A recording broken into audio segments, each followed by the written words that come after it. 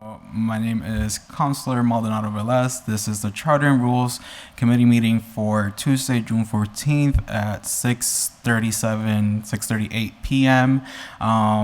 With us today, we have committee member Councilor Murphy-Romboletti, and committee member President Todd McGee will be joining us on Zoom in a little bit.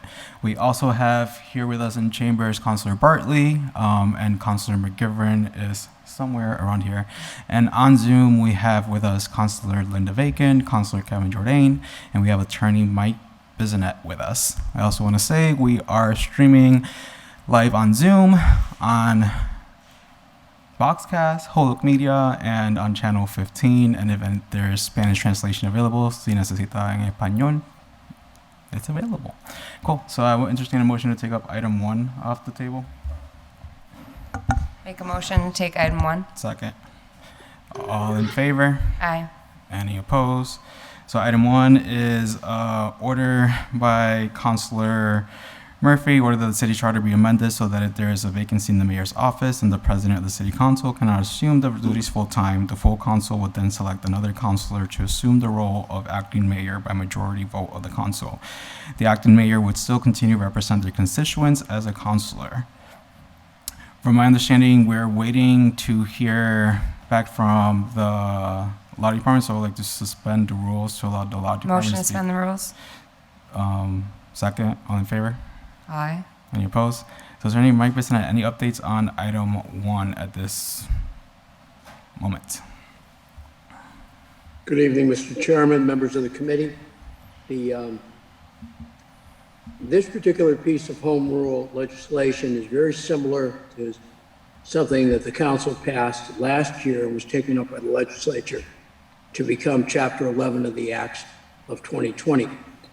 Due to the unique circumstances involved with the current president not being able to move forward as the acting mayor, the council and the legislature created a different route. We are working with House Counsel on turning that route into another home rule petition, but I would note that this evening you have an opportunity for some dialogue concerning the creation of a position of vice president of the council, and the council members may want to consider that as an alternative to the method that was used to create an acting mayor last year. In addition, there are other communities that we've surveyed that have other officials that are the backup acting mayor, in some cases an elected treasurer, in some cases the elected clerk fills that responsibility until the next municipal election. So those are additional options.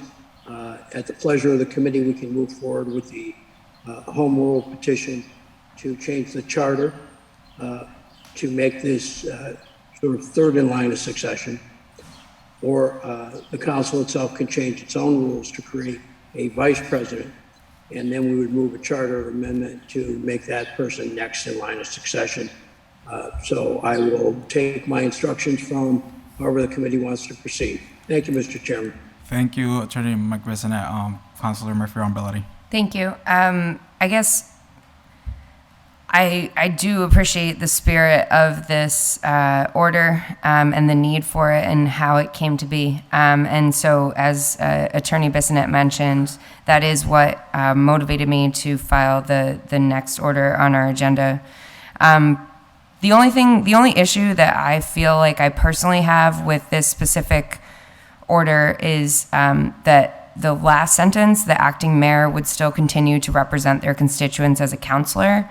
I don't love that. I feel like if the acting mayor is going to be in this position, checks and balances exist for a reason. And while I can recognize that Councilor Murphy was able to do both, I think it doesn't necessarily mean that anyone who fills this responsibility would be able to do both. I think sometimes it does kind of conflict the legislative balance between the executive branch and the legislative branch. So I think for those reasons, I would probably just want to either strike that section from this order if it was going to go to the full council to amend the charter. But other than that, I agree with the spirit of it, and it is why I wanted to consider the second item on this agenda as well. So thank you. Thank you, Councilor Murphy-Romboletti. I'll just say something. I completely agree with that part. I think the first part I don't want to say it's a given, but I think based on the situation we had last year, and I think this would be a good way forward, where if the president of the council is not able to fulfill the role of the mayor, we should, as a body, elect this mayor, appoint this position. But to your point around the acting mayor doing roles as a councilor, that is not a part that's not the part in this that I would agree with. So I would, if there's no other, okay, Councilor McGivern. Thank you, Mr. Chair, and to the maker of the order, I appreciate your comments, but just a couple of thoughts to think about. On item number one, the reason that this, I think, even came to issue is we went to a 4-year term with mayor. When we had a 2-year term with mayor, those who served as acting mayor, it was never an issue. The president was it, and the president never had to step down. But two things happened. It was the perfect storm. We needed the acting mayor, and we wanted to save money by not having a special election as required within the 6 months, by putting it on in November so that the new mayor would also become the mayor immediately. So the acting mayor, Councilor Murphy, ended up serving a longer period of time than historically we've seen. Most acting mayors are 3 months, 4 months, maybe 5 months. And yes, to your point, Councilor Murphy-Romboletti, about they do assume the role, and I understand conflict of interest, but you're faced with a dilemma.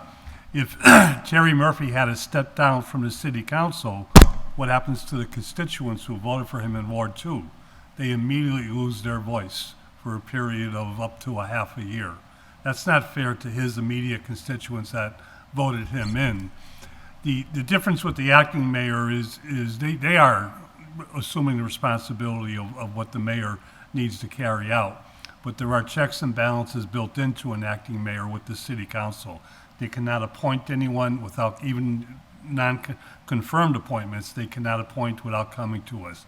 They cannot fire someone without coming back to the city council for a vote.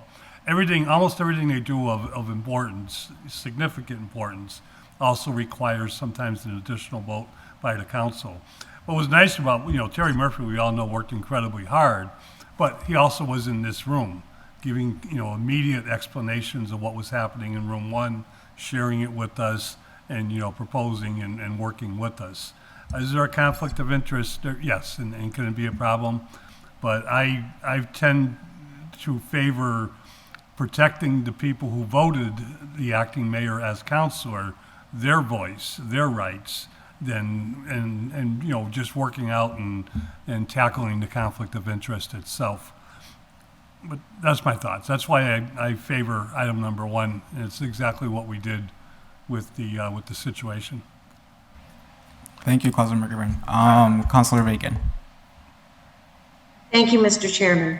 I just would like to add that I support the points that Councilor McGivern just made. I think it was very important that the ward councilor remain able to represent his ward. And in this situation, as was already pointed out, we wanted to avoid a special election. The charter actually calls for a special election if there's more than 6 months remaining in the term. So the request that we made to the state legislature was unique in that way, as well as given the situation that our president couldn't take on the role. Every person that runs for president understands that that is part of the role. I think this was a unique and unlikely to be repeated scenario. I'm not sure it necessitates a charter change. I think we dealt with what we needed to deal with. But if we were to move forward with the charter change, I would not want to strip the city councilor of their elected position for the temporary period in which they would be doing it. Thank you. Thank you, Councilor Bacon. Councilor Murphy-ROMBOLETTI. Thank you. This is actually very helpful, both Councilor McGivern and Councilor Bacon. I think maybe through the chair, I'd like to pose a question perhaps to both of you. I don't know if anyone actually has the answer, but if this had happened perhaps earlier in the mayor's term and there was more time that someone would have had to be acting mayor, do you feel like that person, say it was Councilor Murphy, and then there was the Ward 2 council seat, could that be a situation where, similar to if there's an opening, a vacancy, the council would vote for someone? Or does that seem like it's not, instead of doing a special election, I guess? We for that were vacancy. required by charter to have a special election. Okay. And that's because there's more than 6 months Correct. okay. I'm almost wondering, because I'm still not 100%. I'm voting yes for this simply because of that last line. But I'm wondering if we were to put something where I want to entertain a motion where it says that where we amend it, where it says the acting mayor would still continue to represent their constituents as a councilor if they have less than 6 months left of their term. So it takes up that 6 months part into consideration, and that's how I will to prove, and then we'll go from there. Okay, Councilor Kevin Jordan. Yeah, thank you both. It's a good issue, very important issue. I gotta say, I really never weighed in on it, but I had a lot of concerns about waiving the special election provision. I can see why they did it because it was so close anyways to what was gonna be the election, so it probably made sense in the spirit of it. And they certainly did follow the process. It went to the state legislature and it was approved. But I think that's really going to be the exception to the rule here. And I kind of like maybe where you're going with it, Mr. Chairman, I agree. I mean, the person that would be the acting mayor signed up to be a city councilor. They should not lose their voice for their residents that they represent. And perhaps at a minimum, you know, they definitely should not lose their city council seat by going into this acting position or in any way jeopardize that. But I do say I have to wrestle with, I haven't come to a firm answer, but it is weird to have the acting mayor, you know, say he vetoes something or she vetoes something, and then you come in and like vote to override or not override your own veto. I mean, it's kind of weird. It's like you're getting sort of two bites at the apple on all these votes, you know, like I make a proposal to spend $10 and then I come in and vote for the $10. It does seem to be odd in that way. And the question of, would they lose their voice? Well, you're the acting mayor. You probably actually gained more voice, right? You've gained more authority in that role. So I think if we think about certain principles here of making sure it's really, really rare and we shouldn't get away from having the special election. So this is a limited 6-month thing. Then maybe what we say is during that period of time, you know, maybe the city councilor cannot vote on certain items, you know, like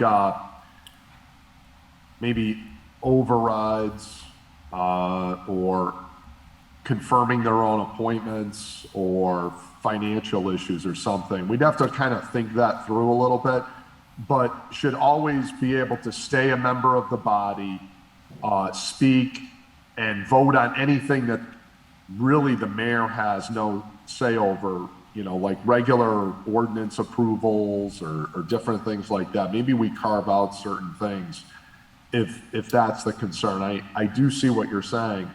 Historically, though, I believe in the limited number of times we've had acting mayors, they do occur every so often, that the president has been allowed to vote even while he was the acting mayor and did both. So the history behind it of the way it's written does allow for it. So nothing, if it's somebody other than the president, and we have to be very careful how we word the cannot assume the duties. We got to make sure that the president is really saying, I do not want to do, I cannot do this. Something, has they've waived that or something, they're unable to do it. So just being very careful on the wording, but I'm open to listen to what other people have to say, but I think if we really preserve those special elections, this will be very small time windows. Thank you. Thank you, Councilor Kevin Jordan. Before Councilor Bacon, I just wanted to say another idea that, as you were speaking, is the acting mayor would still continue to represent their constituents as a councilor as long as the city clerk hasn't made nomination papers available, which would give about 8 to 9 months, which that's also another option that we can look at as well if the 6 months is not working. Councilor Bacon? Thank you. I guess I am not in favor of any change that would extend the acting position beyond 6 months. And because I'm not in favor of that, I am not sure that I see the necessity of changing our charter. I think we changed it in the instance that we needed to. And I think except for this extremely unusual circumstance, it has worked fine. If other backup scenarios that have been presented are pursued, I think it will be simpler than trying to get into the weeds of deciding what perhaps the acting councilors acting as mayor could or couldn't vote on. I think that's starting to make things very complicated. And I would like to suggest that maybe we look at the other options that other communities have done before we get too deeply into permanently amending our charter. That's just my thought. Thank you. Thank you, Councilor Bacon. Councilor Murphy-ROMBOLETTI. I do agree with Councilor Bacon. I think this is a good conversation to have. I don't know if it necessarily warrants a charter change yet.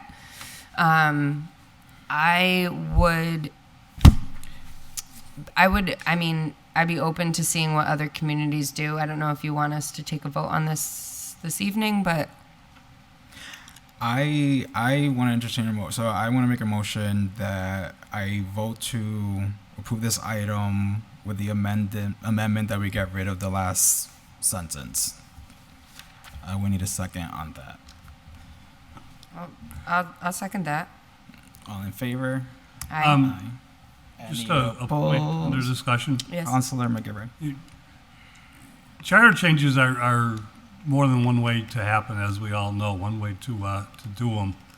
Sometimes when you do a charter change and it impacts our government itself and the election process, you actually have to have, now we can ask the Commonwealth to rule on this, but sometimes you have to have a ballot question and put it to the voters. So it's may not just be a simple vote. I'm not sure if this stretches that far, but.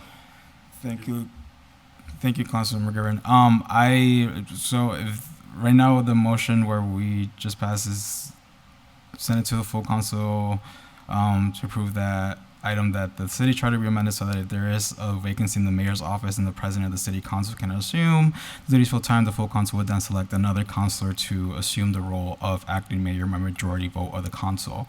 I would like, I guess procedural wise, can we make an amendment to legal to tell us the process on how to get this done for the next full council meeting so that we have that information in place?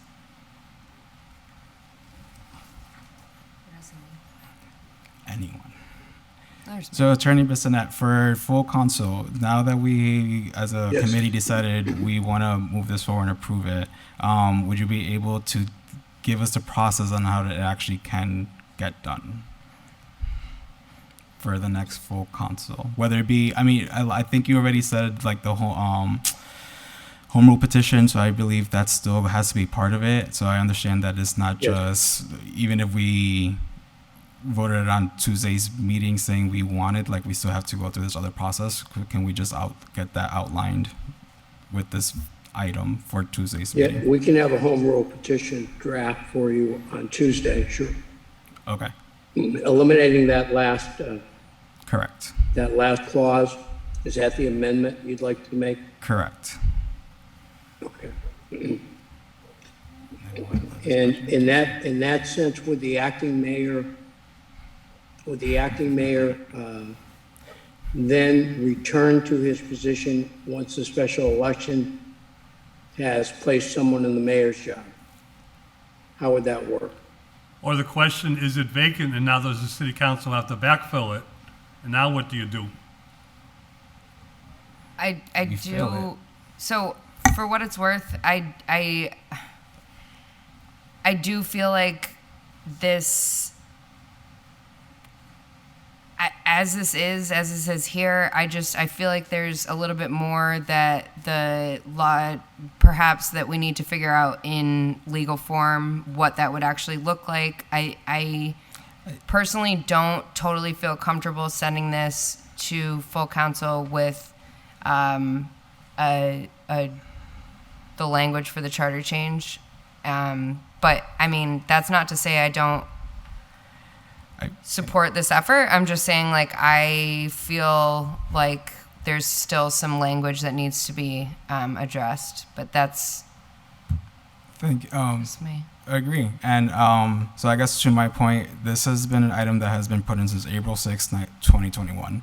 We took it up April 12th. We took it up at the beginning of when we started. We took it up last time. At this point, it's a year and a half in. If what comes to the front of the council on Tuesday is not allowing voters to know, that's fine. That's fine. But at this point, there's nothing getting done with this order. There's absolutely nothing really getting done.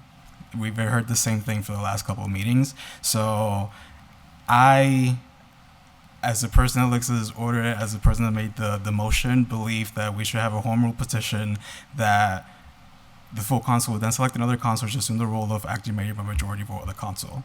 That's what we voted out at the full council. If legal says there's all these other options, is that the body decides, no, we can't do it, then the vote will be no. But the reality is, this is an item that we've had in our committee for a year and a half that we're not doing anything with, and I don't believe that we are going to do something with if we table it again.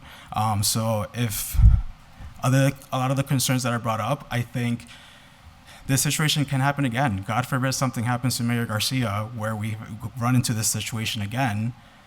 We have to have something in place. The goal of this was to have something in place a year and a half ago. A year and a half later, we're still talking about this, and I have a feeling that this is going to be consistent with other items in this order tonight, in this agenda tonight. So my goal with the vote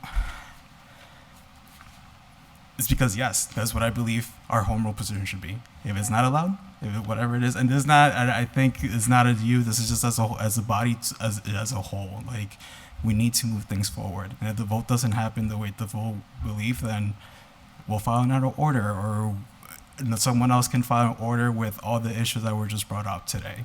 And I would love to see that happen soon. If not, then we just gotta get rid of these items. Anyways, Councilor Jordan. Yeah, Mr. Chairman, I will just say that there always was a remedy to the situation for, since 1896, for the person that's the soon-to-be acting mayor who doesn't want to be the acting mayor. You step down as president of the council. That's the easy way to avoid it. And you elect a new president who fills the position. The problem here was we were trying to have our cake and eat it too.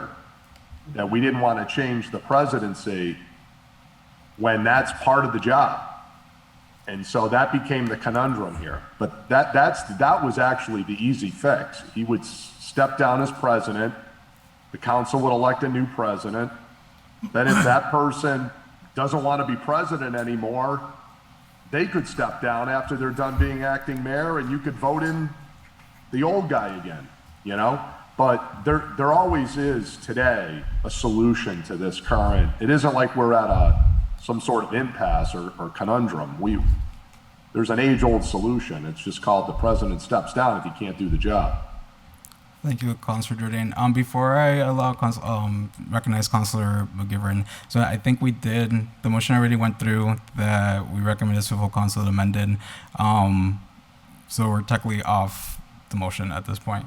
But I will allow final thoughts to Councilor McGivern and Councilor Bartley before we move on to the next I'll be motion. very brief, Mr. Chairman, and I appreciate that. Now, if the president has to step down to be acting mayor, and I voted for that president, my vote goes out the window. And that's why I'm against that. You know, this doesn't happen that often. The last acting mayor we had was 1991, and I know that for a fact.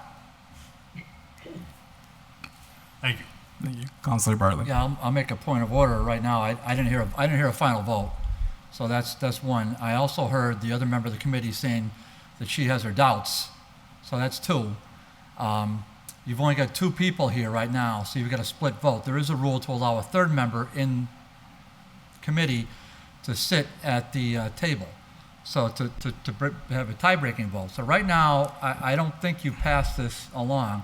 I would only say one other further thing. I know it's been on the table for a while. There have been lots of orders and rules on the table for a while. Ultimately, they do get resolved. Have you had it in legal form? Have you had it in any kind of a draft form before you? That has not been provided. Can I ask a question, just get an answer? Is that a yes or no? Has it been, other than this written order, has it been prepared by law department? No. The answer is no. So, and is there a massive rush to get this done? I don't know, other than it's been taken up several times, but that's part of the legislative process. I don't know that there is a massive rush. Last point is Tuesday is the last night of the session, the first half. I mean, do you want to get into it? Do you want to have a committee hearing on next Tuesday night? This is why we have committees. So I would hope you would ask the law department to at least draft something Yes. and send it to the full city council as a communication for next week. And then when you meet again, take it up and you can get on with it. So that's it. Thank you. Thank you, Councilor Bartley. I believe that was to ask for Attorney Bissonnette to provide the home rule petition with the language that was in this item for the next council meeting. My understanding is I can refer out of the committee on Tuesday, saying it was a split vote. Councilor MURPHY-ROMBOLETTI has her own vote, so if that is my committee report on Tuesday, then that is my committee report on Tuesday. So can we make a All right, so I'll make the motion to vote on item 1 with the amendment to get rid of the last sentence, and Attorney Bissonnette provide us with the home rule petition at the full council meeting on Tuesday. I'll second your motion. I had a discussion. All in favor? No, Any opposed? No, all in favor? Yes. Any opposed? no. Thank you. And now now it's out of the committee. Okay. Motion to take up. I'm sorry, it's a point of order. That's not out of committee. That's a 1-1 tie. So you need to make a motion. You need to make another motion. That was a motion to pass it. That failed. So that is Right. not out of committee. So if the vote failed, Well, I'm this not vote here to failed. explain Robert rules to you, but that's not out of committee. Well, no one's explained Robert's rules to us at all. that's Like, I from the Googled beginning. it, but, so, Welcome to the whole. yeah, welcome to the council. But I guess I mean, guys, we're all on the same team here, right? So, Can we, This is what I can humbly suggest it. You can 2-0 recommend that the law department send a communication relative to this order to the full city council. Okay. You can leave this tabled in committee. When that order comes in, we ship it right off to charter and rules, where we can have hopefully 3 members here. I would prefer, to be honest, I would prefer And that, especially, I'm not, you Yeah. have, and we also heard comments relative, and this is my friend, I'm talking, comments relative to the city council president. Now, he did what he did last year of his own volition. We never got an explanation. The councilor's right that we had a rule, but he did what he did, and we kind of went along with it. I'll leave it there, but if you can ask him to explain himself on the microphone, if you want, you can ask him to get his take. He's been here 8, 9 terms. He's been here more than I have. So I'm just saying, you have a little bit of a perspective on that if you would consider that. So that's just my 2 cents. can I make a motion to table this for now? No, okay. No, I'm going to second this, but this is where I want to make the motion then. I'm going to make a motion that this has been complied with and just Oh, and get it out of here. Can I get a second? second. Well, I mean, Fails to lack a second. all right, so Councilor Jordan has his hand up. Councilor Jordan. Hi, Councilor. Hey, how you doing, guys? We are all on the same team, by the way. Thank you. Absolutely. Yeah, I mean, you could just refer it back to the council with no recommendation. Just, that's it. You could ask the law department to draw it in the legal form with no recommendation. You could just say it's complied with, just like you said, and that, by the way, that won't be drawn into legal form, and then that would be effectively a kiss of death. Because then we'll be voting just on it's been complied with, so that's nothing Right. we could legally approve. But, I mean, you've got options if you're not in the same page, but you'd have to, you gotta have at least 2 votes to send it back to the committee. That was my point. That makes sense. Thank And you. by the way, just for the record, I was in no way taking a shot at Todd, who's a friend of mine. And I have in hold in high regard, as he well knows, and if anybody doesn't know, let me say it for the record again, I hold Todd McGee in high regard. I've known him for 20-something years. I'm just saying, procedurally, there is a process that if the president doesn't want to be the acting mayor, that is the answer currently. It's not like there's no answer, was just my point in bringing that up. Thank you. What do you want to entertain? We're, What? Councilor McGivern. Councilor McGivern. I just remind everybody that, we're talking about a unique thing and going against what I can't. everybody signed up for. Right. 2 other communities in the same election in the Commonwealth voted for the same home rule petition to allow not to have their president become the acting mayor. They did the same exact thing because they're in the same circumstance, similar circumstances. Gotcha. Thank you, Councilor McGivern. I would like to entertain a motion to table item 1. I would love to make a motion to table this. All in favor? Aye. Any opposed? Item 1 is tabled. Thanks, Motion to take friends. up item 2 off the table. Motion to take item 2 off the table. All in favor? Aye. Any opposed? Councilor Murphy-ROMBOLETTI, before I give you the option or the opportunity to speak on it, I would like to entertain a motion to table item 2. Oh, all right. We can, No second? Councilor Murphy-ROMBOLETTI, item 2. what? Do you want to speak on it?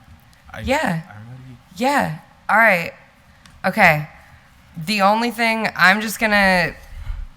I'll talk a little bit on this. I filed this, I guess kind of similar to the reason why Councilor Murphy, we are not related, filed his first order.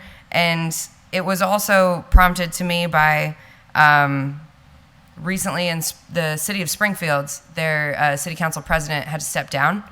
And I was like, oh, wow, what happens when that happens in Springfield? And they have a vice president.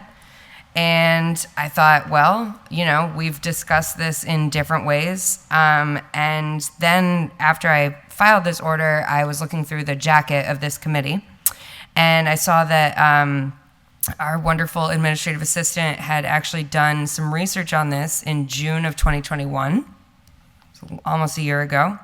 No, a year ago. Wow, June 21st. Okay. And he did a bunch of research on East Hampton, what they have, what Northampton, what Agawam has done, East Long Meadow, just really great Amherst, extensive research. And there's some cities that simply just change a rule in their city council rules that creates the vice president position. And then there's some that they have it written into their council rules and it's a part of their charter. So I'm not expecting us to make a decision on this evening. I really just kind of wanted to introduce this and start that discussion on what a vice president might look like. I know that we also have the rules about the senior member steps in, and it doesn't mean senior as in age, right, Councilor McGivern? It's just experience. Senior would be years, yes. Right, exactly. Yes, sir. I was using your joke that you always use. And that's only to get a vote by the council to decide who's going to run the meeting. Okay, It doesn't automatically, the senior person doesn't automatically run the meeting. right. They just call the meeting to order and ask the council to vote on who they wish to run the meeting. Okay, so that's also helpful. My whole thing with filing this was to just, in the event that for whatever reason, it could be a work conflict, it could be a family thing, taking a little bit of the pressure off the city council president if needed.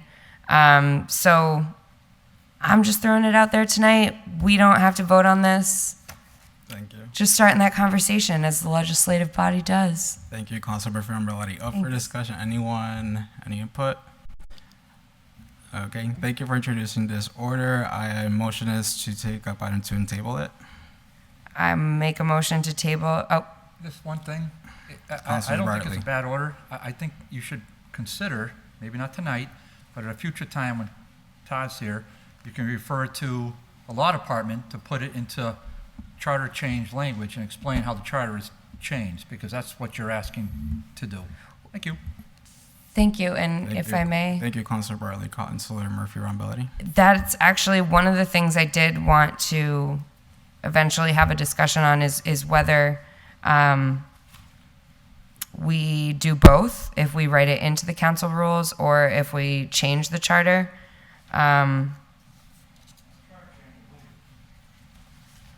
Okay, I guess I just wanted some clarification on, whether it has to be a charter change or not. I mean, so perhaps that's something the law department could look into, and we can, discuss that at a future meeting. Attorney Bissonnette, would that be okay to add that to your very lengthy list? That would be fine. It would just, to your point about which is needed, in the event that the vice president of the city council would wind up being in the line of succession to be mayor in the event of a mayoral vacancy, that would need the charter change. And that would have to be a home rule petition as well. Okay. Thank you. Thank you, Attorney Bissonnette. I'll make a motion to table item 2. Second, motion to table item 2. All in favor? Aye. Any opposed? Thank you. Motion to take up item 3 and 4 together off the table as a package. I'll make a motion to take item 3 and 4 as a package. Second, all in favor? Aye. Any opposed? So real quick, item 3 have been the rules, the restructuring that has been worked on since we started on since one of the first orders that I put in. Every counselor has the final draft, which after a couple points from in the last few meetings, including an index, making sure that their titles are in there. I did remove the former part of the rules, the former rule, whatever number it was, and just made sure that it just stays I just took it out completely and just updated it with the new numbers now.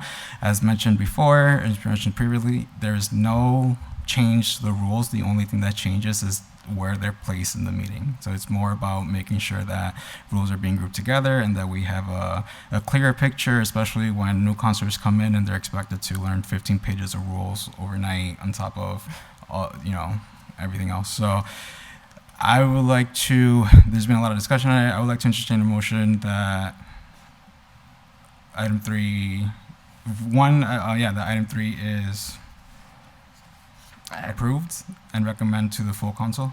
I'll make a motion to approve item 3 and send to the full council.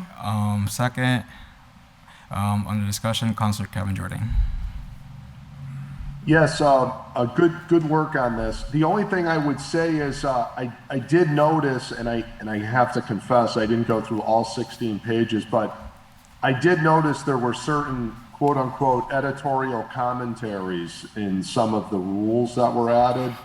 I don't know if you meant to keep those in there or that's just an accident, but like just go on page 1 and it says like in section 3, there's like something in parentheses that says technically they should leave the room. So does this mean they're not present? Right here. Type of thing. I think you might have just been writing some notes. I don't think you meant that to actually be in the rules. Yeah, I think I got a different version of this when I saw it before. I will. That's a good point. One more read through, but yes, I will reaffirm that for Tuesday. Thank you for pointing that out. This is different. Yeah, than other printed. just in case there's any of those, I don't think you want your little personal notes memorialized forever, you know. Well, no, I'm just kidding. Hey, you never know. You never know. But Where are we I reading? don't think you meant that.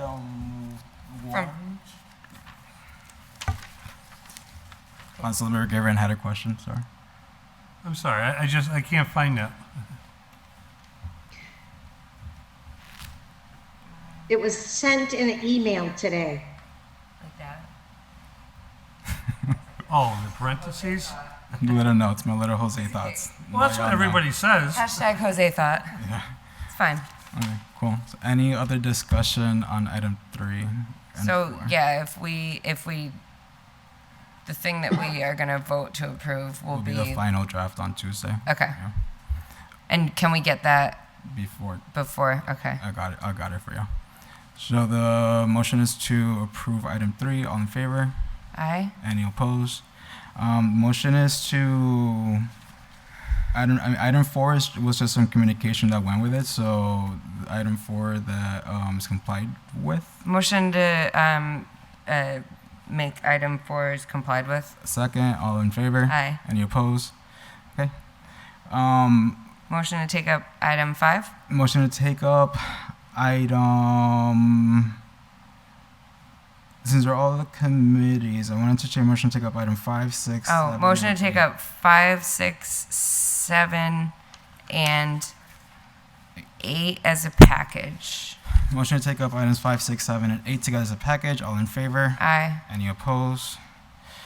So motion take up 5, 6, 7, and 8. Item 5 is to relook at committee responsibilities and restructure. Item 6 is that we add the following committees to the city council, which is zoning committee dealing with zoning changes in language, public way committee dealing with handicap spots, parking, and traffic ordinances, development committee focusing on grants and economic development. Item 7, order that the honorable city council at the following committees. This was Councilor Rivera. The committees are Communications Committee and the Senior Citizen Quality of Life Committee. And finally, item 8 is order that we rename the Joint School / City Council Committee to Youth Services Committee or something similar, which would give that committee additional responsibilities, such as making sure that we comply with our City Council Rule 65 that requires, or not 65 anymore, but that requires a youth ambassador to the City Council and creating opportunity for youth to be more civically involved. So just to go, 3 of these orders were filed by me. The first one is just relooking at committee responsibilities and restructure. A lot of the reason why these orders were put in place, one being part of the Ordinance Committee. Ordinance has a lot of oh, I almost said the word that I shouldn't say in here, but it has a lot of stuff in its jacket. And the goal with this is, one, to try to cut down some of the ordinance stuff to relieve some of their work, so we can actually get some more stuff done. Another part of why I wanted to add committees, I believe that we should all, as counselors, have the opportunity to at least lead one committee, whether it's a committee that meets twice a year, 3 times a year, or like every couple weeks. I believe that it is a learning moment for all of our counselors, and having the opportunity to chair some sort of committee, I think, is very important. So that's also another reason why I added some of these. Another reason, particularly around the joint school and just restructuring, I think we're missing a lot of opportunity with tapping into the youth voices and really including them into our civic engagement and what we do as a city council. I know growing up there were things like youth commission, youth task force, and I believe the restructuring, so it's not just focusing on school, but just youth overall as a city, is very important. So those are just my thoughts on these items in particular, and why wanting to add these committees. I guess up for discussion, questions. Councilor Kevin Jordan. Couple of things. First is, I think I actually hold 2 city council records. One is longest time serving as a councilor without becoming a chairman. I believe it was 16 years before I got a chairmanship. Number 2 is, I think I hold the other record, which is longest serving councilor who didn't get a chairmanship. This is now my 25th year on the council, and I didn't get a chairmanship. So I maintain if we went to 13 or 14 committees, I still wouldn't get a chairmanship. So a lot of this is all just politics driven. I mean, what we have as far as access to people becoming chairman, this is unheard of, what we have today. You guys are all freshmen and you're all chairman you're running the whole council. God bless you. I'm just saying, this is absolutely unheard of, that people like me don't get a chairmanship and you guys all come in right off the street and you're all running the place.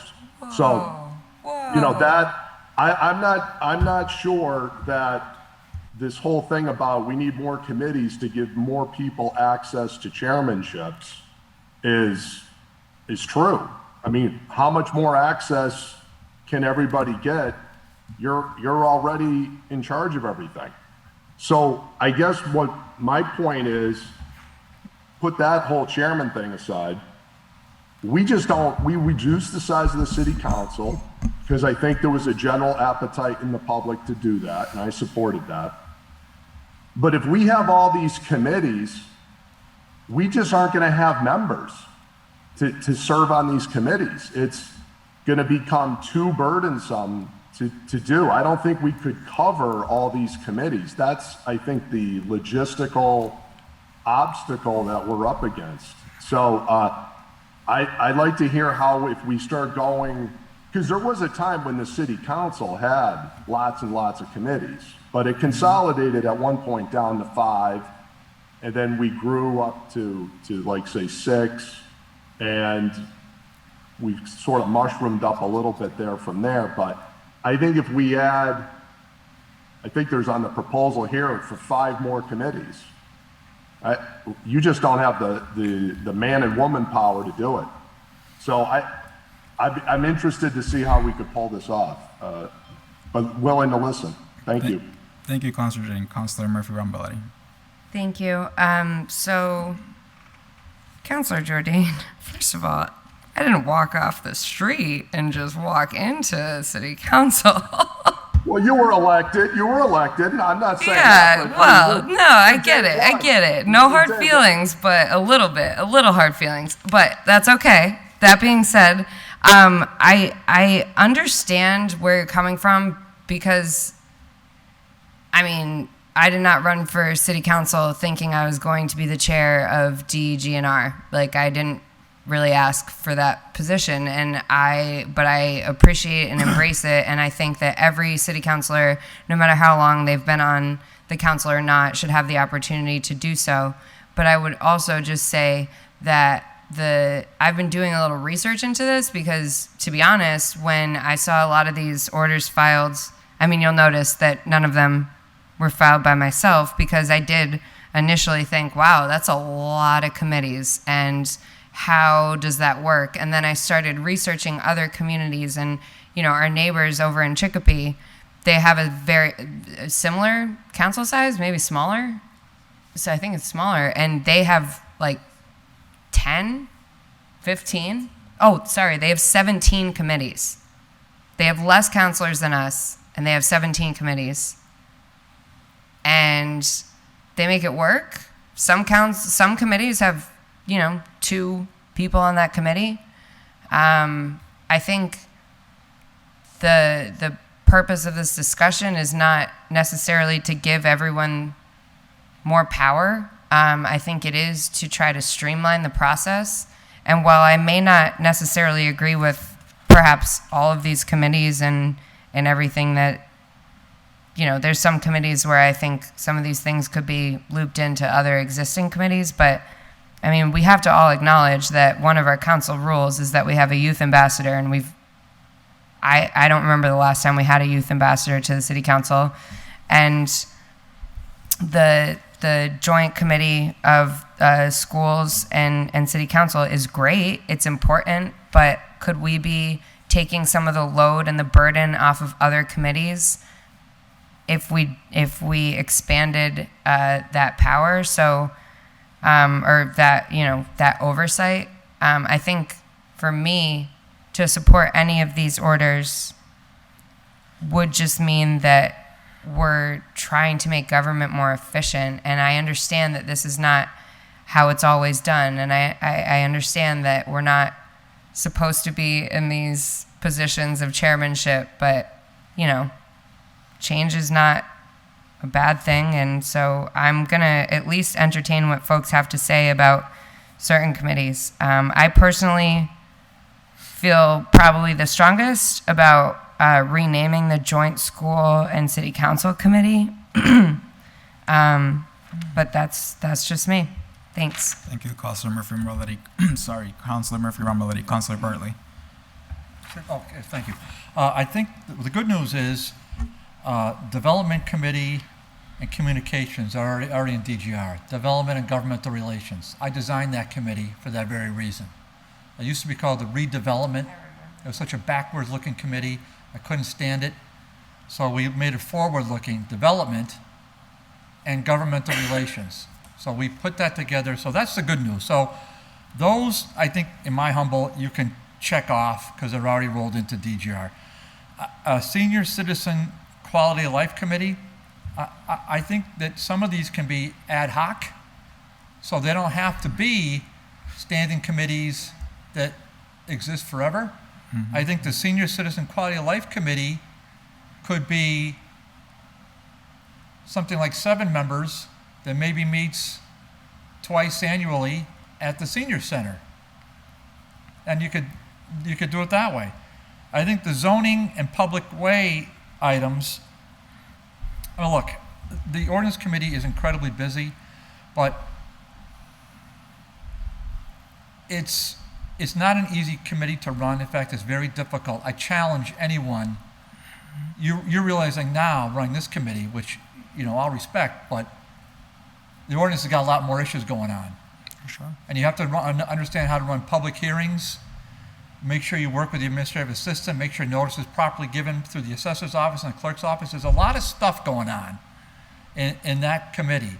DGR was designed partially, and I have to give credit to Councilor Lisi on that, because she said when I was chairman to take some of those items that were overwhelming ordinance and throw them into DGR, and I said yes.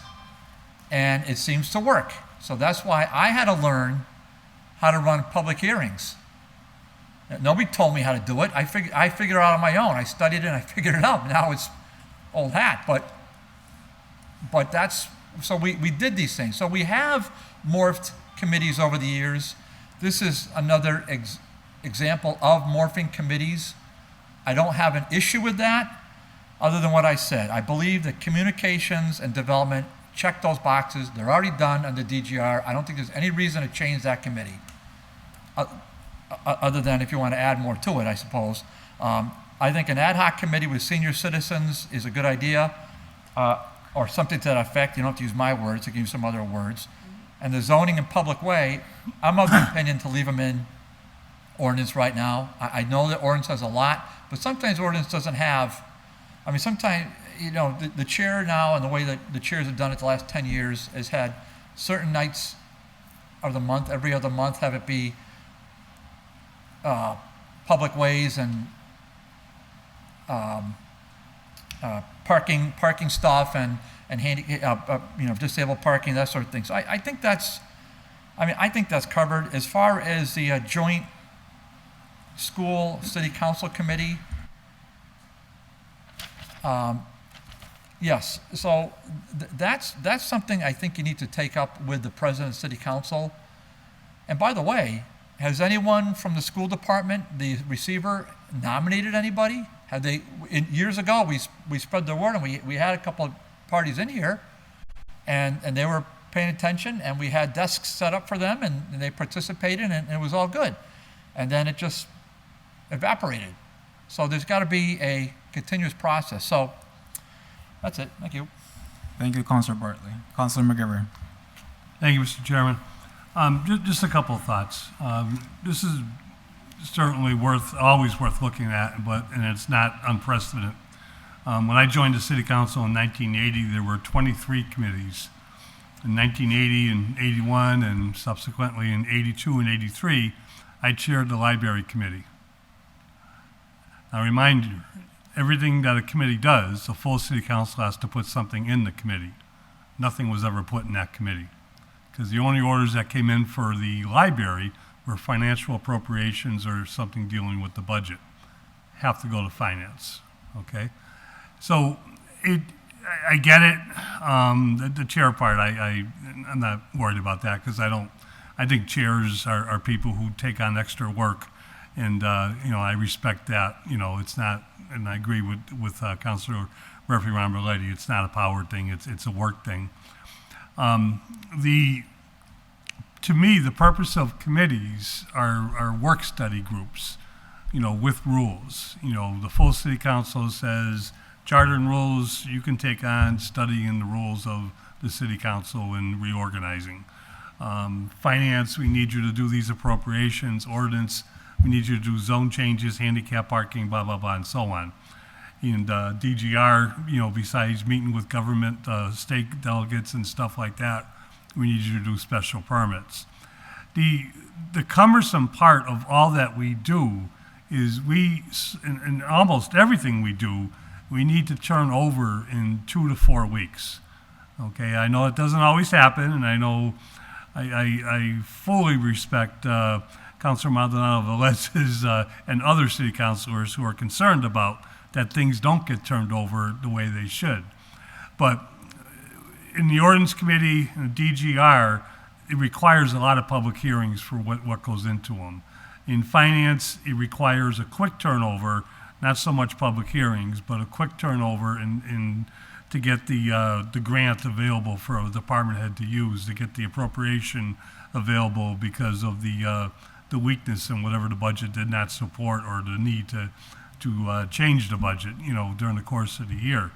So these committees meet almost twice a month, sometimes more, and it's a demand. Councilor Jordan pointed out, we got 13 people. So if you're on finance, or we'll pick on ordinance, because it does have a lot of work. You're on ordinance, and you meet twice a month, zone change petitions, you take care of that, and now there's the zoning committee. All right? So the people who are most qualified that are sitting on the ordinance committee, and because they choose, hopefully choose to sit there, are they going to sit on the zoning and the ordinance committee and now do the same work, but on different nights? There's 3 nights, 4 if you count Thursday, that we use. You know, when we had 23 committees. We were meeting on Friday nights, Saturday mornings. You know, I appreciate the look. I'm just afraid it doesn't streamline it, but it actually breaks up the streamline. Standing committees are what do the turnover work. It's typically been 5 standing committees, sometimes 6. You know, can you add a 7th committee and separate some stuff? You probably could, but you're going to run out of nights to meet. And I forget what number rule it is, but Jose, you can tell me, that says only one committee can meet on one night or at the same time.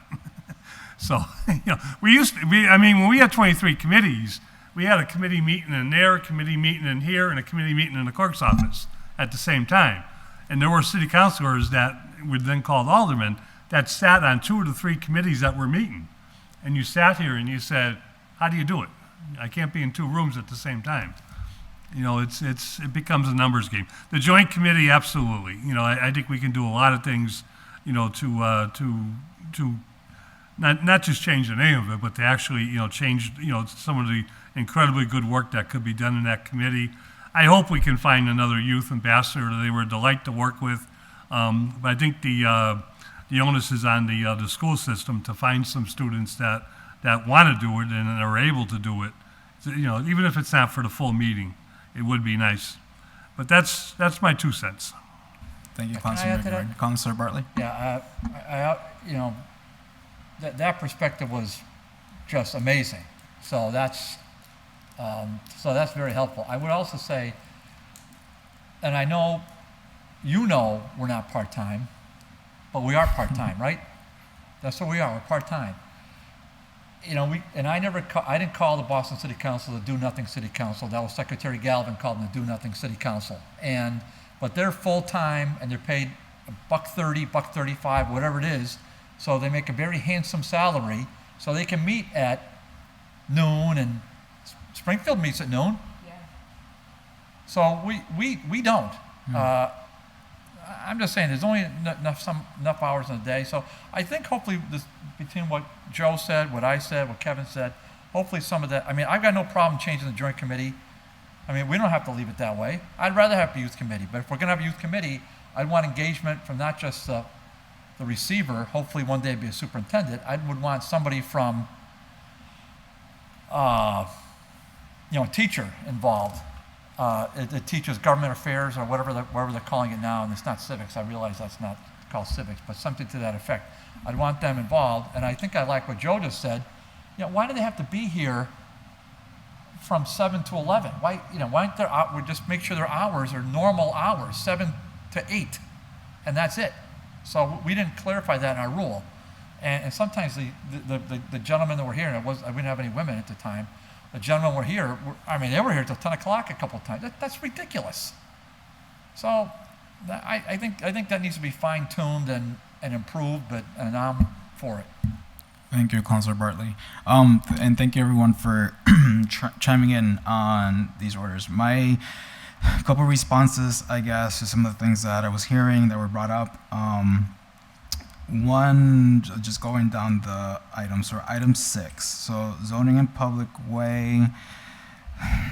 I guess my question is it a matter of that there's only certain committees that can do public hearing, or that we have to teach others how to also do public hearing? We don't have to answer it now, but that's the question where I'm at right now, because if it's about, like, I don't know, as city councilors expecting to know what they need to do as city councilors, then there just needs to be more training. So I mean, that's a separate conversation with that. As far as the development committee, Councilor Bartley mentioned ad hoc. I was speaking to someone else earlier and said those exact words, ad hoc, when it comes to the development committee, because I do know that there is the DNGR committee.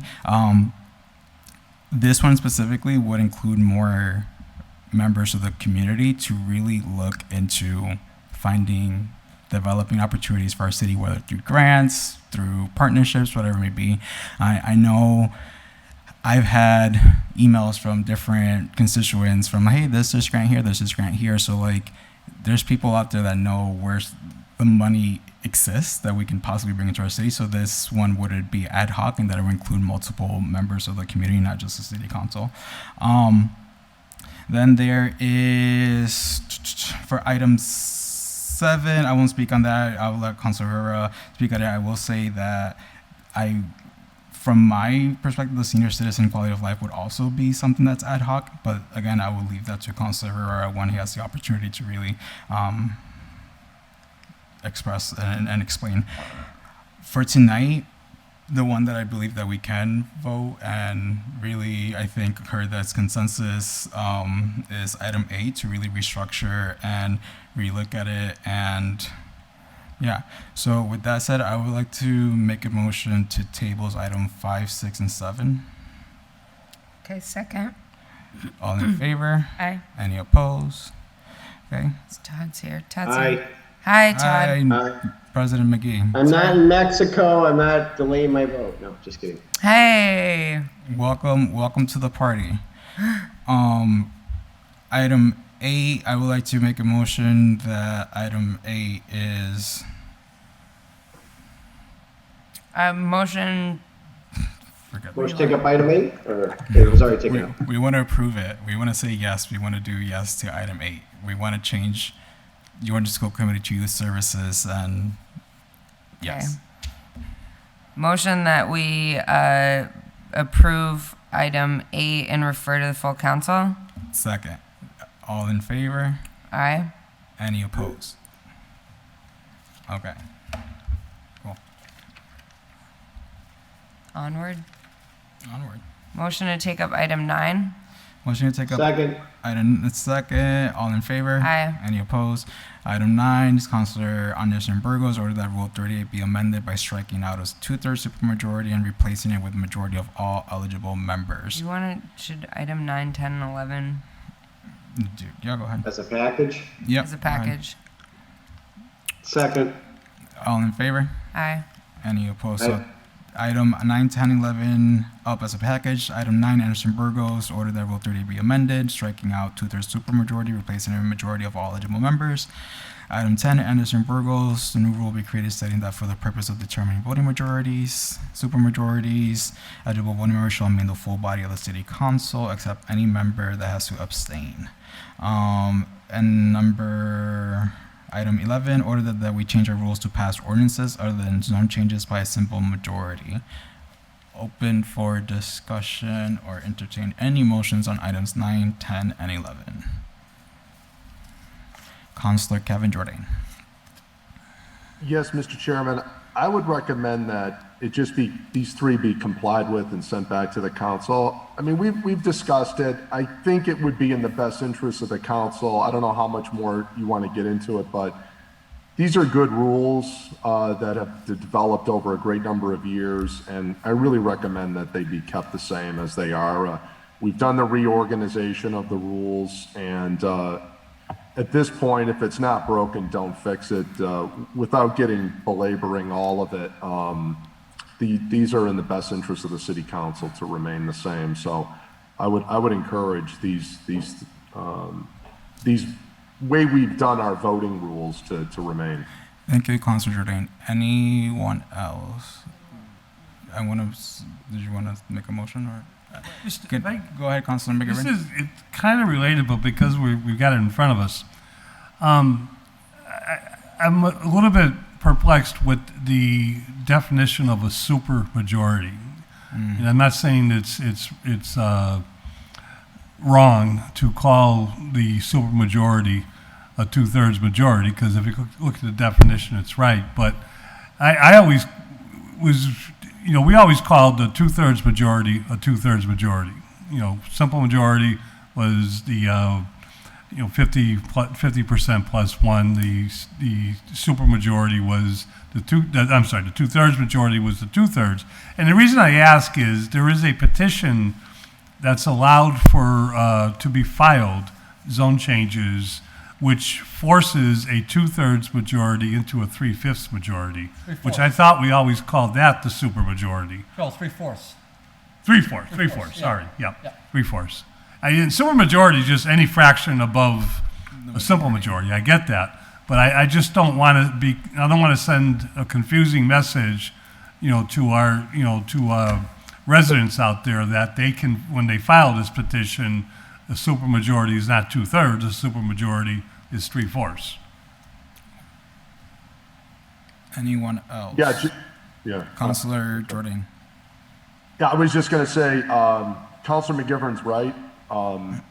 We could just strike that word supermajority and just leave it 2/3 of the entire city council instead of, I don't know, the whole word supermajority. I think he's right.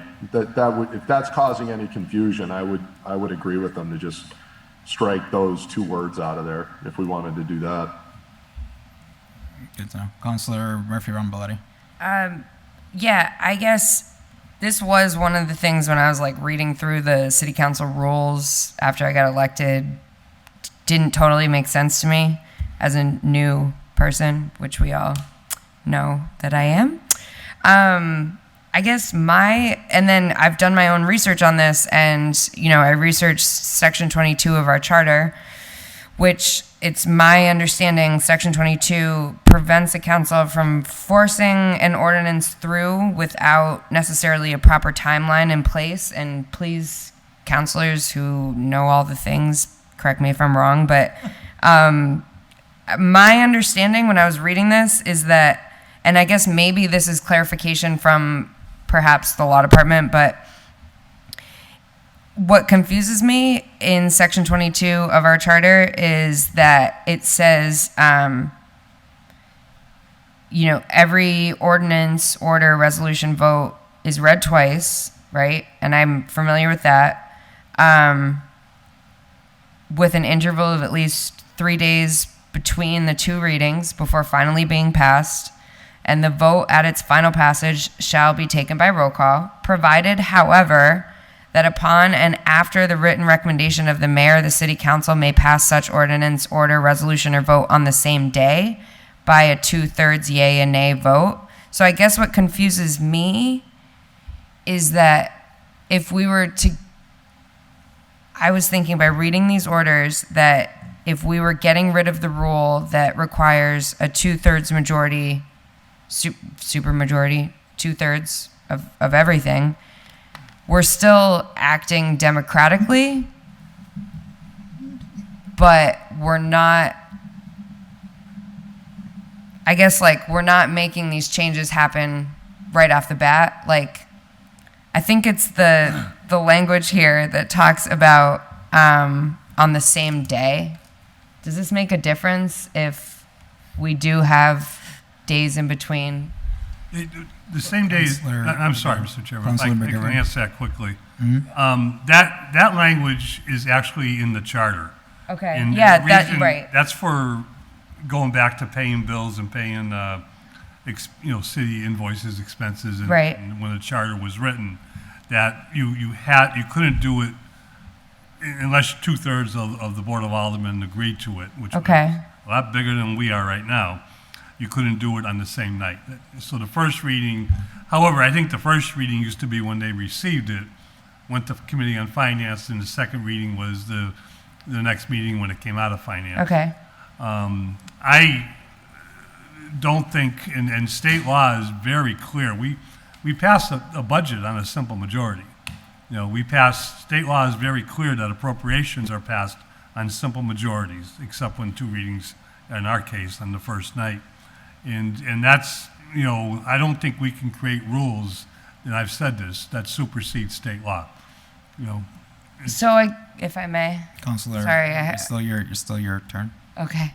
I guess my question is, I know that with the state, there's very clear things that we need a 2/3 majority vote on, but it feels to me, just in my short time here, that it's kind of the default that we do a 2/3 vote on ordinances as well, just across the board. And maybe I'm wrong and just learning this stuff, but is there a difference between, are we just doing a 2/3 majority vote for all ordinances, or are we following specific state guidelines for that on what we need 2/3 vote for? Joe? I Councilor. defer that to the law department because, like I said, you know, 2 readings in one night is one thing. The charter is part of, charter is a connection to Mass General Law. It's our connection to be government. We Right. have to be part of state government, accepted by state government. But as far as 2/3 on everything, to me that supersedes law, and sometimes it supersedes common sense. Yeah, okay. Councilor Bacon had her hand up. Councilor Bacon, are you also? Councilor Thank you. Bacon. Thank you. So the reason that we have the 2/3 vote relative to ordinances is because the council made a decision in the past that that was the way that they wanted to handle ordinance changes in the city. Now, I'm not sure that I know all of the thinking that went into that at the time, but there is a certain amount of sense to it in that if you have more than a simple majority of the council and you are passing changes to the laws, the likelihood that those will remain in place and be consistent is probably greater than if certain ordinances are being passed with a 1 vote margin. So I think there's something to be said about building consensus. It is a rule in our current city council rules. My understanding of state law is that we can create a stricter rule, but we cannot create a lesser rule than what the state puts forth. So for example, if the state says it must be a 2/3 vote, we can't say it's a simple majority. But if the state says that it can be a simple majority, there's nothing against us maintaining our current rule of the 2/3. Thank you. Thank you. Councilor Bartley. Boy, I'll tell you, this has been sitting between 2 lawyers for too long here. So I just want to, Councilor McGivern, my friend, constituent, is spot on. But I just want to add to what Linda just said. So we have, the 2/3 thing is something about legislative consistency in my book, where if you have a new group of councilors or a new government coming in every 2 years and they want to flip something and they have a majority, fine. I think a consistency in government, take it for what it is. I think with a 2/3 vote, I think if that is something that shows that the majority of the municipality supports, a 2/3 vote in city council is very doable. So there's my take on that. As far as the difference between the dichotomy between municipal government and state government, Joe's right. We cannot, the local government cannot supersede the state government. And jumping on what Linda said, but the local government can make it more restrictive, and we've done that in other areas. So, and I had one at the tip of my mind, and it obviously has gone back to the recesses. So I wish I had a good example, a really hardcore example for you. But there is one that I'll dig up, and I'll get it to Jeff before the next meeting. It'll come to me. But it's something where if the state law says it's got to be one level, but the city government feels, well, we need a higher threshold, then we can pass that higher threshold. We cannot approve a threshold less. So the baseline is a state law. We cannot go below the state law baseline. I hope that helps. Thank you. Councilor Jordan. Thank you, Mr. Chairman. The other thing I would, point out about the 2/3 on ordinances is this is really the only time it comes into application. because on the financial stuff, if it's a majority, it's only a majority, and we've had legal opinions that speak to that relative to, for example, appropriations from free cash. Those are considered unappropriated monies. Those, if they didn't happen, the two votes within the same 3 days, which invokes our charter, those could pass by a simple majority vote. The other thing I would point out is why a lot of financial transfers require a 2/3 vote is because it invokes Section 49 of our charter, which is sort of the compendium to 22. And 49 is about appropriated monies. So once a money goes into either a personnel line of the same department, and they want to move it to an expense, or any type of money that's already sitting in a department or moving in between departments, all that requires a 2/3 vote. That's already in the charter. But the limited situation of like unappropriated monies, those only require a majority. So that's why maybe it seems like, and especially recently with the lack of free cash we've had, it seems like most things require 2/3 on that, but that's not because of this rule. This rule about the 2/3 from us, about ordinances, was developed a number of years ago to build consensus behind ordinance changes, that we felt that you don't want to just be passing law changes without really building consensus. And we also didn't like the situation of just getting, subjecting these things also to a mayoral veto. It was also kind of putting that all into the mix of, well, you barely passed it, and then the mayor vetoes it, and then they send it back. It's like, no, you really built a consensus around changing the laws of the city, and that 2/3 of the councilors supported this. So it really obliterated, the mayor can still veto it. We saw that recently with the swimming pool thing, and we took what he said into consideration and changed it as he requested. So it does give him still the opportunity, or she, to relook at something, but it really means that the council got really serious about this and has a broad consensus on the council to do something, and to really sort of make sure we're together on this before it goes to the mayor and could be potentially vetoed and stopped by the mayor in that way.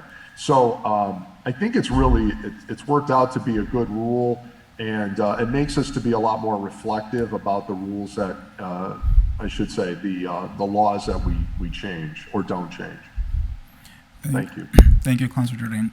Anyone further? My final thoughts on all these, I do have my simple thoughts versus on simple versus what majority would be, whether 2/3, 3/5, 3/4, whatever that may be.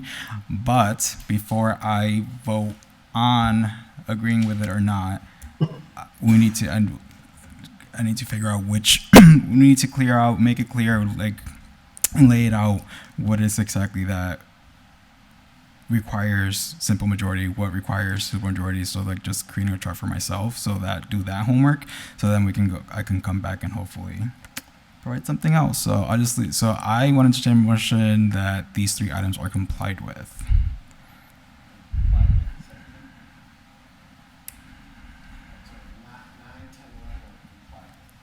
Yeah. All in second, all in favor? Todd's here. Todd's here. Oh, you gotta turn on your mic, Todd. Gotcha. Sorry, I'm here.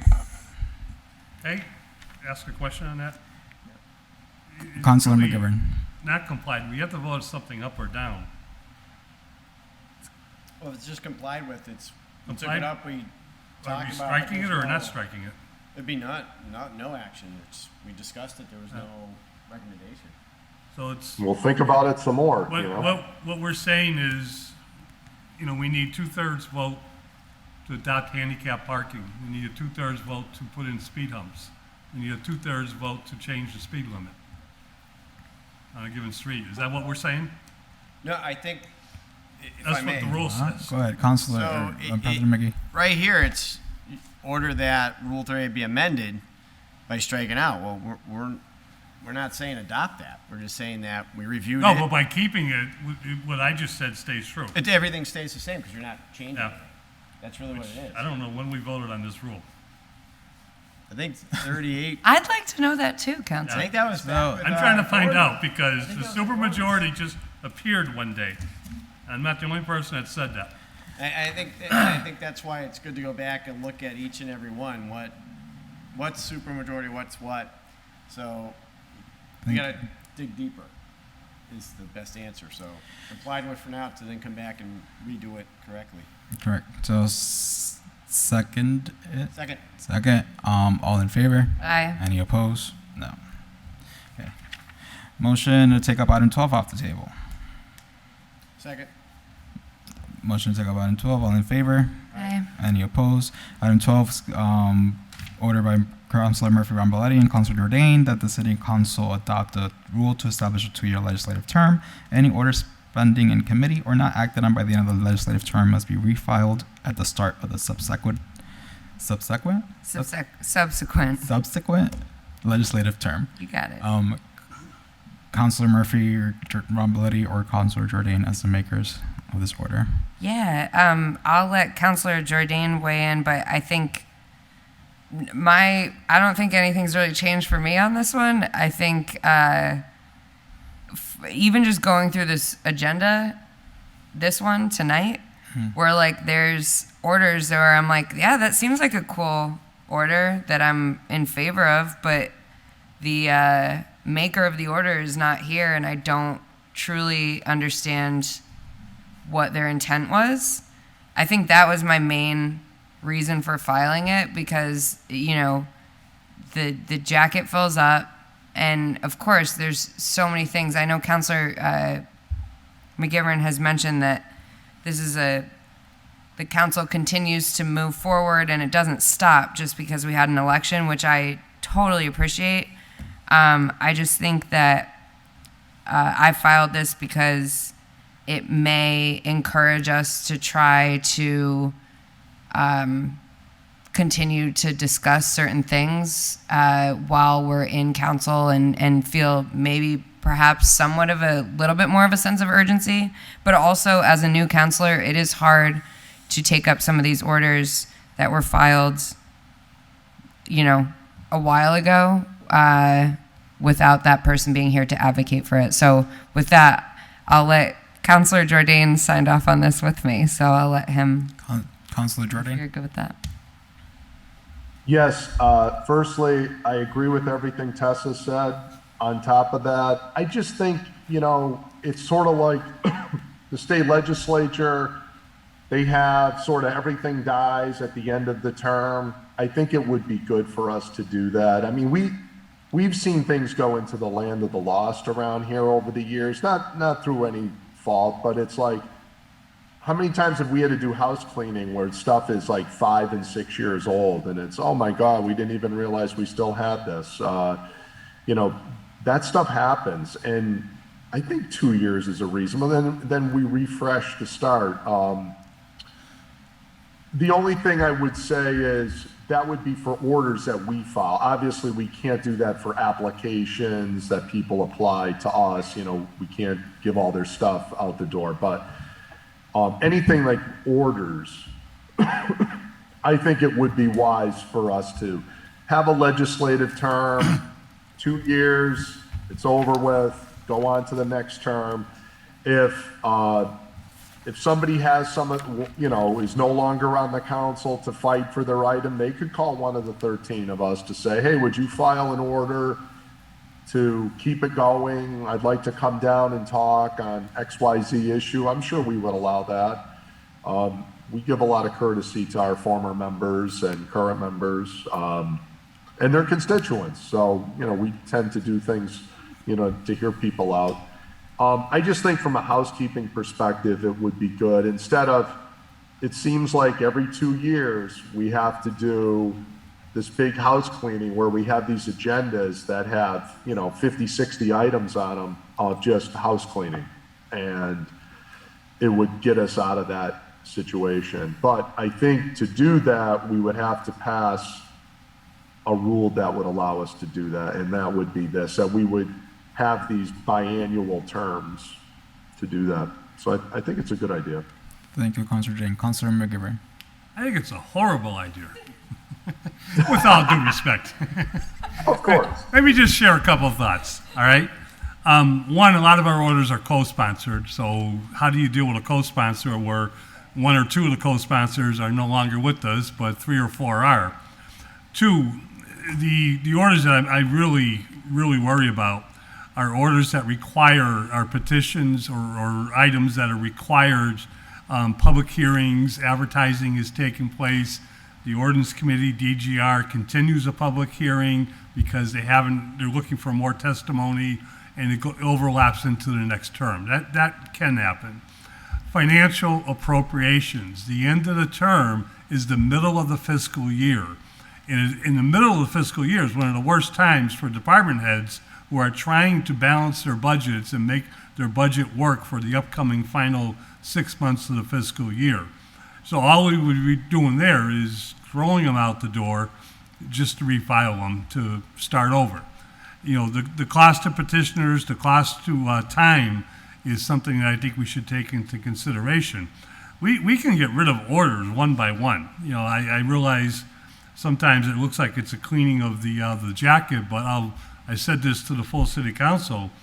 Finance committee didn't do that. Finance committee didn't have to do that, because we turn our stuff over as quickly as we possibly can. 3, this has happened, and it's happening right now. Orders can be hidden in a committee jacket by a chairperson and not be taken up and put on the agenda for the committee to decide to do something, and there's nothing the committee can do about it. Now that order just dies because one person chose not to put it on the agenda. Government is ongoing. When we receive an order, the full city council looks at what the maker of the order is proposing and says, receive, refer to the Committee on Charter and Rules.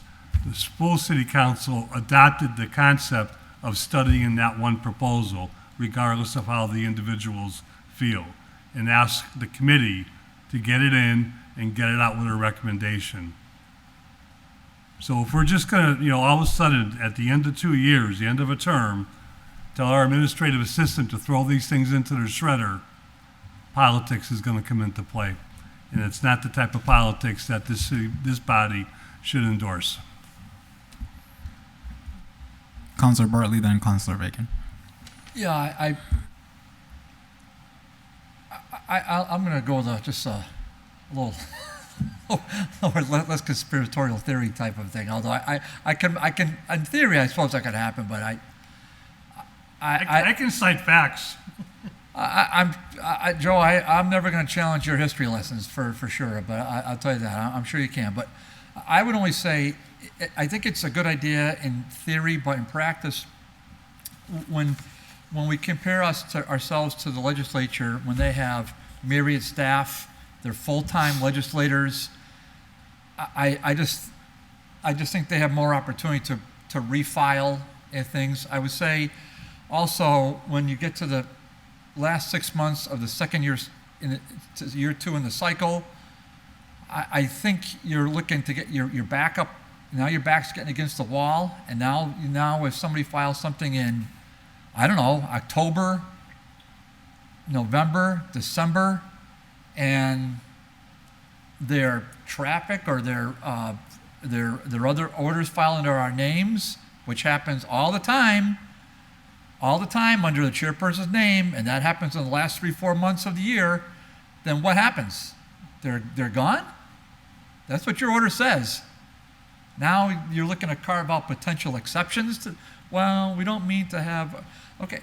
I mean, I think it just gets to be much. I think relative to what Joe said, and he's not wrong, but that's more of the city council presence gotta ride herd on that. And also the makers of the orders need to know where their orders are, when they've been filed, who the chair is, and if there's an issue with the chair not taking the order up in a timely fashion, the maker of the order needs to address that with the city council president. And if it's not addressed with the city council president, then the maker of that order can file a communication, put it through the clerk, put it on the next agenda. Here's my communication, and have it read out loud, and you have the right to do that. And that way you can, now I've never seen that happen, and I hope that never happens. But those would be possible ways you could redress those wrongs. So, I mean, I think the spirit of this is right because of what others have said, but I think the practice of it, if we're going to do it, you know, think about maybe what I just said about, especially the last 6 months, 5 months of the second year. I don't know if that's helpful, but that's my take. Thank you, Councilor Bartley. Councilor Bacon. Thank you, Mr. Chairman. So I find myself supportive of this order, but I do think there needs to be a distinction made, as I have heard made, between petitions and special permits that are in process, because those run according to a timeline and a clock and a process that once it's started cannot be interrupted. So if I'm hearing the makers accurately, I'm understanding them to be talking about orders that do not fall under other regulatory timelines. For example, in ordinance this year, and I'm not saying there was any harm or any foul, I mean, but we had 40 to 60 stale orders in the jacket, some going back, I don't know, 4 or 5 years. And it just seemed like it was sort of an inordinate amount of time and effort and review on things in a very busy committee. And any of the orders that we handled in the way that we did could have, and some have been refiled. And so in terms of orders that might come in late in the year that didn't have the opportunity to be taken up, I think those could just be immediately refiled into the new year. But I just see it as a cleaner way of managing the jackets. In ordinance committee, those who've been on the council for a while know that over the years, regardless of who is chair, orders have gone stale and have had to be refiled given the different timelines. And it was never, I don't think, out of, in most cases, a design. I believe all orders eventually were taken up, and some orders had been refiled, like the same order 4 or 5 times. And there's different rules around that. But there's nothing that stops a continuing council from refiling the order from the 3rd week of a month to the 1st week of the next month. So I don't see how that creates a hurdle that is difficult to overcome, as long as we protect all the other petition processes, which I heard the makers saying they want to do. Thank you.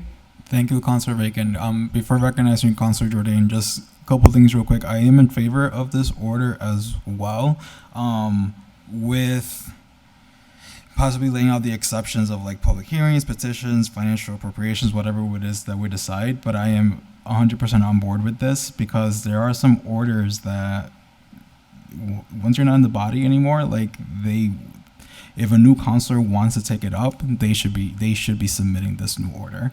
Now there are things like the ones that were just outlined, that if they're in the process of it, in the middle of it, or it's required, like there's a timeline set in place, then we can have those exceptions. But I think orders in general as a whole, you know, Councilor McGivern mentioned politics earlier. Like, I mean, there's orders right now that are in some ordinances that are not being taken up. And so that's happening even without this 2-year legislative term. If anything, I feel like as a newbie, if I were to come in and understand, oh, well, it's a French slate, I know I can put in a new order and put in maybe in a new committee or whatever it may be, versus, oh, I can put in this order because this order already existed from 3 terms or a term ago, and the chair just doesn't want to take it up. So, yeah, I'm in favor with it. Councilor Jordan. Yes, thank you. I agree with you, Mr. Chairman, and I would say that a couple of observations. One is that I heard earlier that chairman isn't about power. It's only about who wants to work.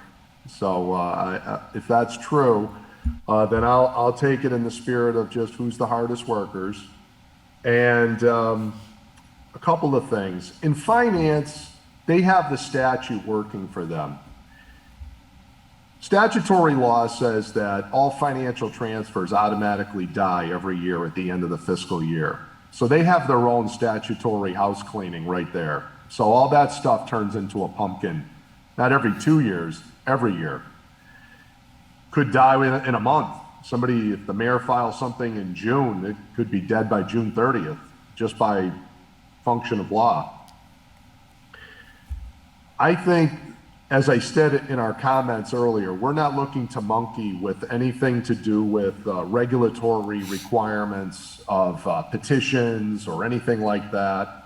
So by all means, you know, I mean, if we wanted to just do all committees other than ordinance, even to try it out for 1 term, to see if this works out better. But, you know, how many times have we seen things sitting in public service, public safety, a lot of our committees that just, it's like, oh yeah, and from 2012, we have the XYZ order from Councilor from 4 terms ago. That's stuff we just need to do a better job of cleaning that up. And here's the other thing from a practical perspective. The new council should not be required with new people and its own new agendas and missions and what the people have elected them to do, to be bound to what some counselor from 4 years ago, 6 years ago said that they had to do and study something. You know, maybe the new council wants to file that, but maybe they don't want to refile that. It just, you know, that's the way our legislative process works. You don't get to hang around with your ideas long after you're gone. It doesn't work that way. It's designed every 2 years. They clean us out every 2 years. Theoretically, we have an election, so why not clean out our orders every 2 years? That seems to me to make all the sense in the world because there's new priorities. But if the concern is ordinance, I mean, or, you know, we could perhaps exclude them for the, you know, to try this out. But I think this is moving the ball forward to come up with a solution to just have us more efficient, which is really helpful. Thank you. Anyone further? So right now we have item 12 laid on the table. Do I hear any motion to either amend it, table, approve? Councilor McGee. I would say to table it for now in order to tighten up the language you're looking for. I mean, I heard a lot of pros and cons on both sides, but one theme I did hear is it's not there yet. I mean, if you look at it in its simplest form, any orders pending in committee or not acted on, then they're gone.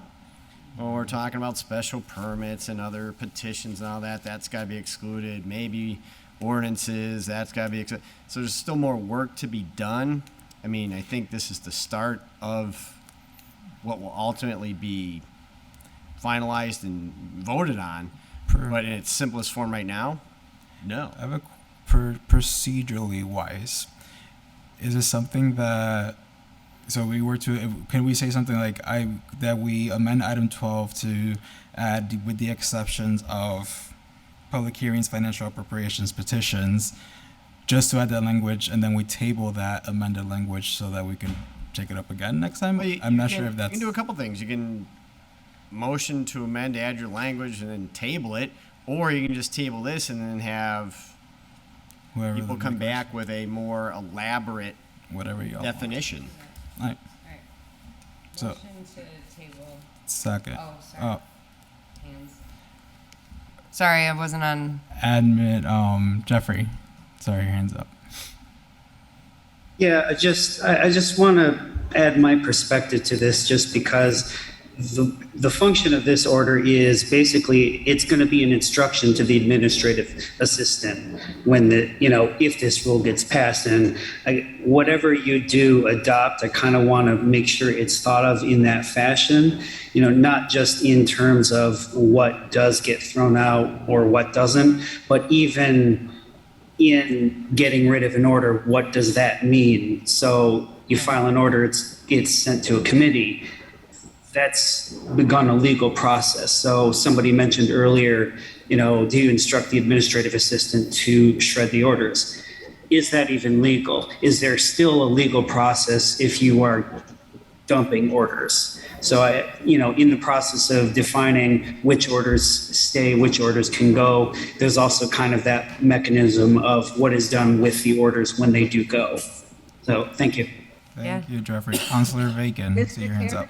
Yep, go ahead. Thank you. Thank you. I would suggest that perhaps our legal attorney, Attorney Bissonnette, could help you with some language to accomplish what you're seeking to do in committee for your you. next meeting. Thank you. So, Attorney Bissonnette, I don't think we're having our next charter and rules. So, I mean, it wouldn't be until probably September, but it's already looking like it's packed. So you'll have time, but yes, would you be able, I guess the motion is to have the legal department draft some language that would accomplish what the item 12 is asking us to do, with the exceptions, making sure that we're not running into sort of any legal issues, dropping certain orders. Is that possible? Understood. Thank you, Attorney Bissonnette. We will draft something for you to look at. Thank you. So the motion is to table item 12. Second. All in favor? Aye. Any opposed? Item 12 is tabled. Okay. Motion Motion to take up item 13. Second. second. All in favor? Aye. Any opposed? Item 13, order that we add a city council rule which requires a unanimous vote to continue meetings past 10 p.m. I put in this order. I think a lot of us agreed with this. When we put it in, I think the question, what I've seen is like there are times that sometimes we have to go past 10, and what does that happen with those items and whatnot. I'm right now where I'm at. I'm down to give it a complied with, because I think we had a discussion with it, and I don't think it's the language that's required to fulfill like what I want with it. And I think overall, I just want to say that I think we have gotten better as a council getting to our points Hey, did you see what I did? and moving forward. Yeah, that was magical, Todd. It's been great. Magical. So item, it's just Make a motion that item 13 is complied with. Second. all in favor. Aye. Any opposed? Cool. If we go past 11 too much, I'll put it again. Take up item 14. Second. Motion to take up item 14, motion ordered by Councilor Rivera, order that committee chairs limit the amount of public hearings added to agenda. It is not fair and undemocratic to have the public wait until 10:30 or 11 p.m. so they can be heard. Councilor Rivera is not with us today, but I will say, I know this is something that came up during Ordinance Committee, and some of us agreed then that it is with exactly what he laid out in this order. So my question is, one, if this, I guess I'll leave it before I ask the question. Does anyone have anything to say on this order? Councilor Kevin Jordan. Yes, Mr. Chairman, I agree with what Councilor Rivera is saying here. Again, let me just say it's not to be ill-intentioned by the chairman. They're doing the best they can. They're trying to get a heavy workload on all these committees on a reasonable period of time. But having said that, the purpose of these meetings is that the public be heard. And when you have these things so late in the evening, it's defeating the purpose by which we're having the public hearing. So I think we do need to have a rule, I would say, that no public hearing should start later than, you know, pick a time, something reasonable. I would say not past 9 o'clock, that it can't be opened later than that, or, you know, they should be at either the beginning of the meeting where they're occurring at 6:30, 7 o'clock, 8 o'clock, something reasonable for the public. And then, you know, that if they went or continuing to go past that time, but they shouldn't open later than say 9 o'clock, I think that's perfectly reasonable. Because if that's the case, that you're starting them or too many beyond that time, you're stacking them up too much. All right, it's just going to have to be on another night. And so I would recommend that we have it so that no public hearing is opened later than 9 o'clock. Thank you, Councilor Jane. Councilor Bacon. Thank you, Mr. Chairman. So I'm going to refer everybody to the June 28th agenda for the Ordinance Committee meeting. And I'm going to remind folks that for 2 of those, I believe we have to take them up because of regulatory issues. A number of them are on the agenda because we have agreed to meet jointly with the Planning Board in the interest of trying to serve the public and not make them come to repeated meetings, repeating essentially the same or similar agenda. And others were continued for other reasons. Now, as the chair, I can certainly limit discussion and debate to ensure that all of those public hearings get taken up before 9 o'clock.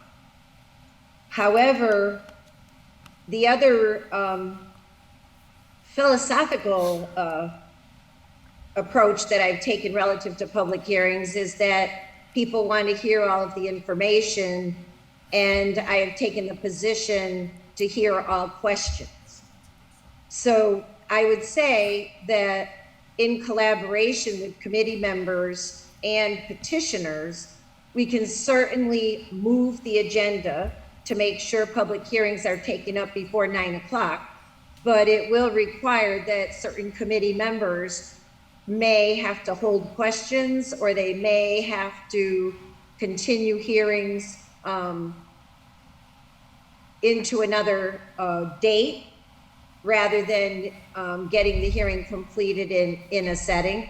So I'm not saying that it can't be done, but I am saying that the way the agendas stack up is often a function of prior actions of the committee, waiting for recommendations from the planning board, and meeting time requirements that are driven by state regulations. So I'm willing to abide by whatever the council would say to do, but I would caution and say the other way that we might address it is to start the meetings earlier, but you know, I'm already having some challenges with members being in attendance. So I think each committee has to figure out its schedule, but there are some unique situations that have contributed this year on this particular committee. And I would also say that the number of marijuana applications has been huge for the last 4 years. That rate of application is slowing greatly at this time. So that was a unique dynamic with the new business coming into town. It will not be such a pressing dynamic going forward. But I take the points of the committee. It's been raised in the committee. I did offer to have more frequent meetings. Committee members did not want to do that either. But that is the other way to accomplish getting the items in the jacket taken up more timely. Thank you, Councilor Bacon. Councilor McGivern. Thank you, Mr. Chair. I think Councilor Bacon said it all. The intent of the order, I'm sure we all agree with it. It's just common sense. The problem with it puts on a chair, though, is every public hearing takes on a life of its own. Some public hearings, nobody comes down to speak, but you're still required to have the public hearing. Other public hearings, 5, 6, 7 people come down to speak, are very quick, very to the point, and it's not that bad. Some public hearings take on a life of their own, where the committee could just spend on one public hearing an hour or two, and the next thing you know, you're taking up a lot of time. In the statutory regs as they are, and the time limits that we have to open public hearings and get the process going have to be taken into consideration by the chair. So I agree with the intent, but I think, and you can't just not open a public hearing because it's been advertised, and the only way you can continue a public hearing is to open it and then continue to a date specific. So I think the intent is correct, but I think it would cause more problems, and we over-regulate marijuana manufacturing. Why we're having hours and hours and hours on people who want to grow marijuana is beyond me, but that's an editorial comment. Thank you. Thank you, Councilor McGivern. Councilor Jordan. Mr. Chairman, first thing I want to just say is Chairman Bacon does an amazing job on that committee. I know how hard she works. She does an exceptional job. I couldn't think of a person better to be the chairman of that committee than her. Just a thankless job, and thank her for doing it. I think the thing that I would also say is the other X factor is we're getting pressure from these, and I think Linda's got it right when she says hopefully this will die down as we're processing through all these marijuana applications, is the fact that a lot of them are like, hey, we want to get going, so we don't care what time of the night. They don't care. They'll be happy to have it at 10:30, 11, midnight. They just want to get it through the process to get it approved. But the problem is in the event that a constituents or neighbors or abutters would be concerned, those are the folks that really are the people that are on the receiving end of these protections. These hearings are for them, not really for the applicants. The applicants are, I think probably if they had it their way, not all, but these public hearing protections are designed for the council to hear from our citizens. And that's why this rule is important. And that's why these rules are important for us to be reminded that these aren't just formalities. These are about real people, about real constituents being heard. And so we have to make sure that their rights are protected at all times. And that asking somebody to have to engage in a public hearing theoretically and wait till after 9 o'clock, that's unacceptable. We cannot put our constituents in that kind of a situation. And if that means the applicant has to wait an extra 2 weeks, so be it. They have to wait the extra 2 weeks. It's the people first.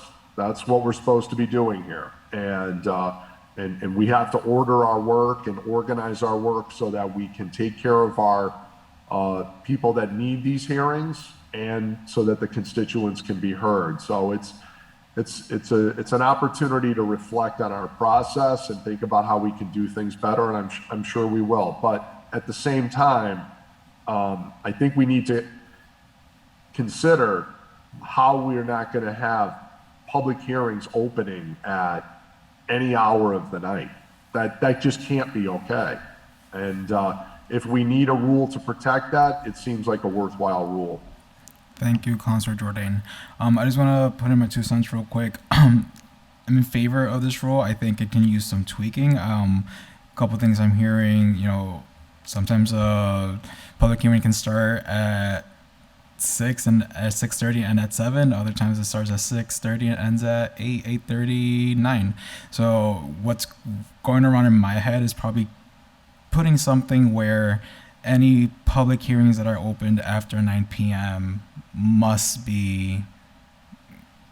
can't be closed that night or can't be voted on that night or something, just to make sure that, if a public hearing were to open at 9:30, not giving the opportunity for public to actually be present and speak, they're not worried about it because they know that, I have to go to bed, I have to take care of my kids, whatever, but I know I still have 2 weeks to say my 2 cents on this specific subject or something.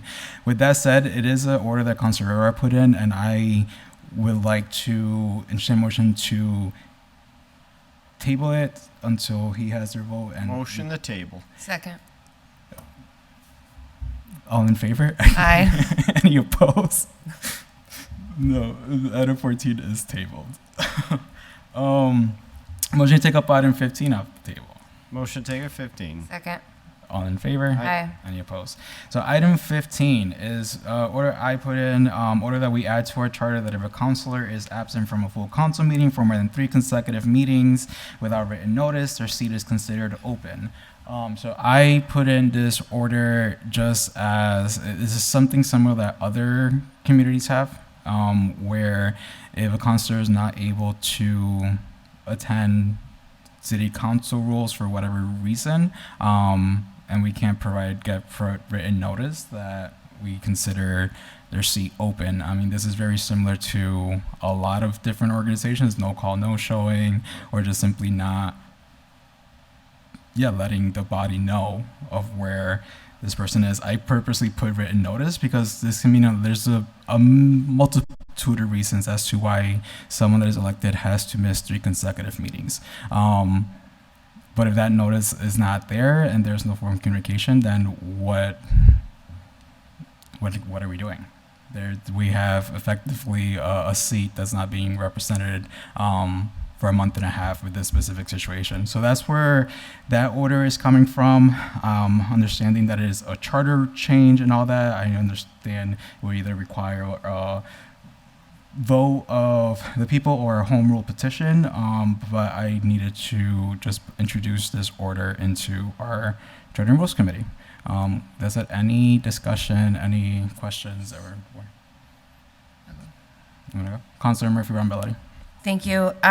So for me, this makes a lot of sense for a lot of reasons. And, just recently I am really learning about what is within our ability to do or to take action on as a council and what is not. And the reality is that there is very little, as our charter, as our rules state right now, there's very little that we as a body are able to do in the event that a councilor is unable to attend meetings in general for whatever reason. But with something like this, I am inclined to believe that this may be something that should go before the voters. Just because it is, obviously, I have been contacted by, at this point, a long list of residents who have concerns about this, understandably. But I believe a decision like this should probably go before the voters. Either way, I'm grateful that we're starting conversations on this in general, because I just think things come up, things happen, life happens, and it's always rare, but it's not that rare. And so, those are just my thoughts on, understanding it's a charter change and should it go before the voters. I believe something like this probably should. But those are my thoughts. Thank you. Thank you. Councilor Jordan. I concur. There's no way. I said Councilor Jordan, but go ahead. Oh, I'm Jordan, sorry. would you be okay? Councilor Yeah, no, go ahead, Joe. Councilor No, go ahead, Kev. No, go ahead. No, take your time. Go ahead. No, I was just going to be real quick. I think Councilor Murphy said it all. It's a long night there, Mr. Chair, Is it 10 o'clock yet? But, this has to be a voter's decision, not just the city council. It's the voters who put someone in office, and we've talked a lot about recall and how recalls work.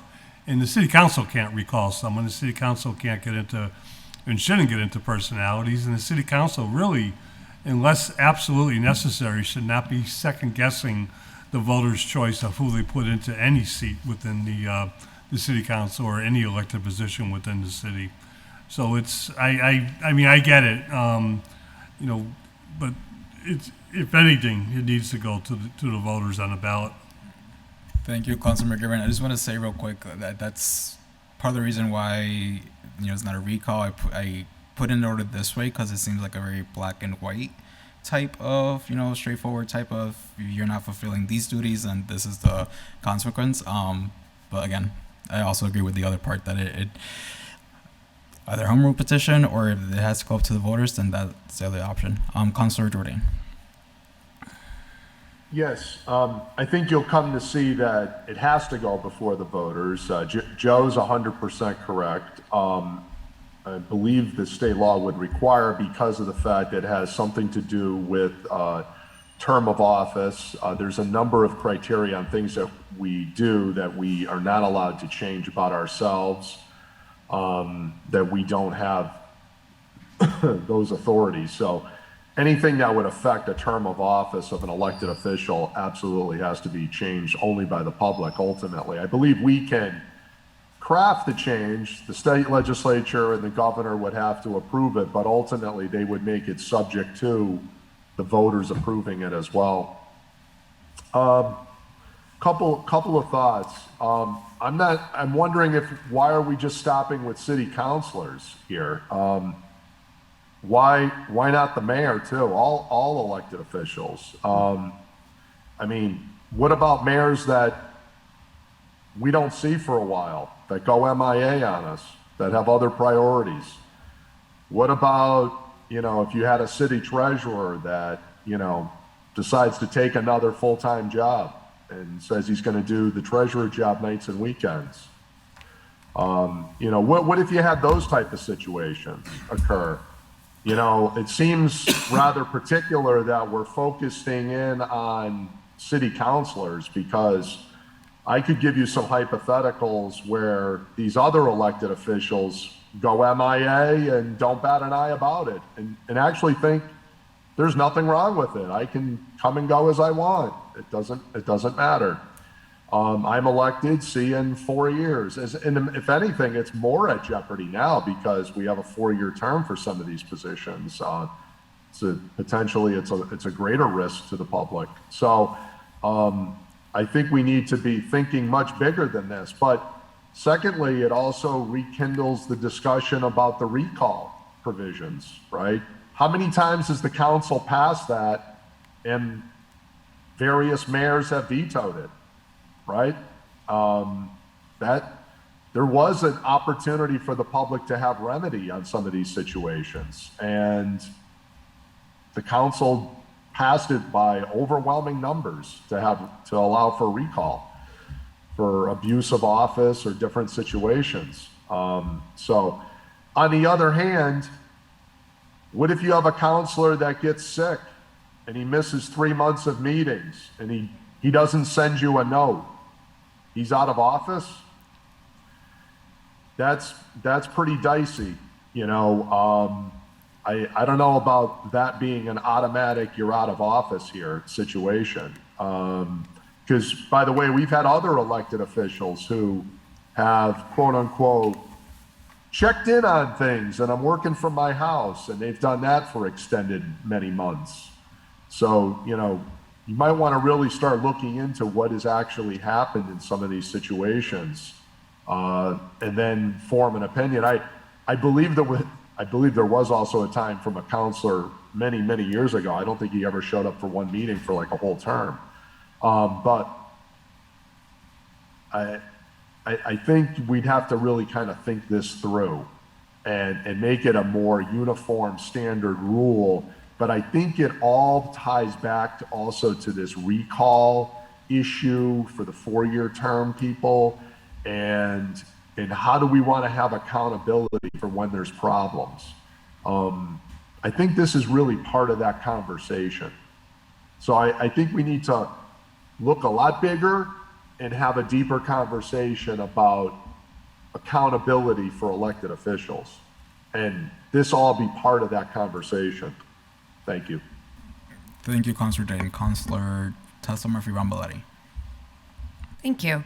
I just want to reiterate that it says in here without written notice. So like that doesn't, I mean, if someone's sick, maybe their healthcare proxy writes to us and says, hey, this person is sick and can't be here. If someone's on maternity leave, paternity leave, that's fine. I've seen that happen and that's okay.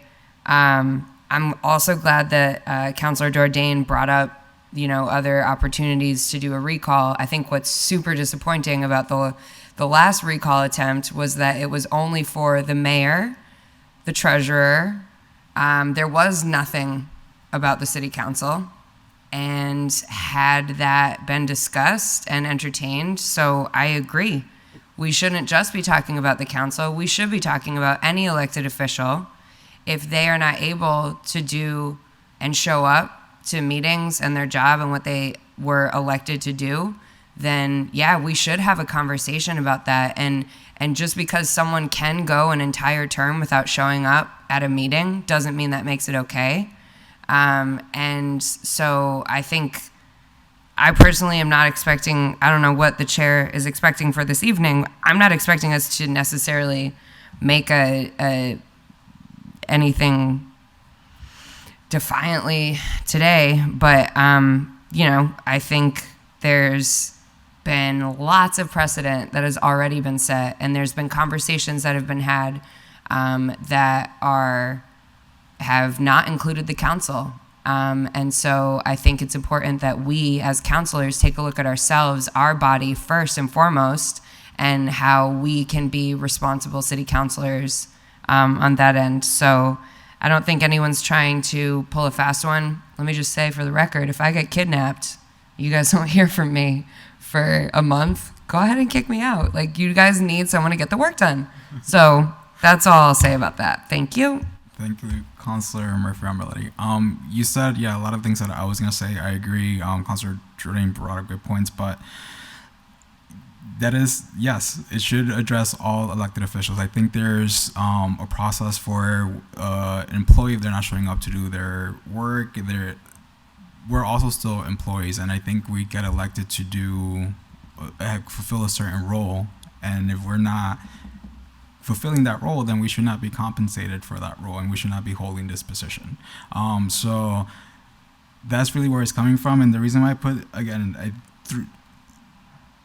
named it or made the language on 3 consecutive meetings, making it black and white. I don't know what that looks like for the mayor. I don't know if it's the mayor not showing up to work in his office for 5 days. I don't know what it is. Like, we can decide what that black and white is. What I don't want is that we as a council get elected with majority those that were against that are against the mayor, and then we decide, oh well, this is the recall process because we don't approve the mayor. Like, the intention with this particular item is to have very specific black and white as to, like, if you're not, these are the things you're not doing, then these are the repercussions with that.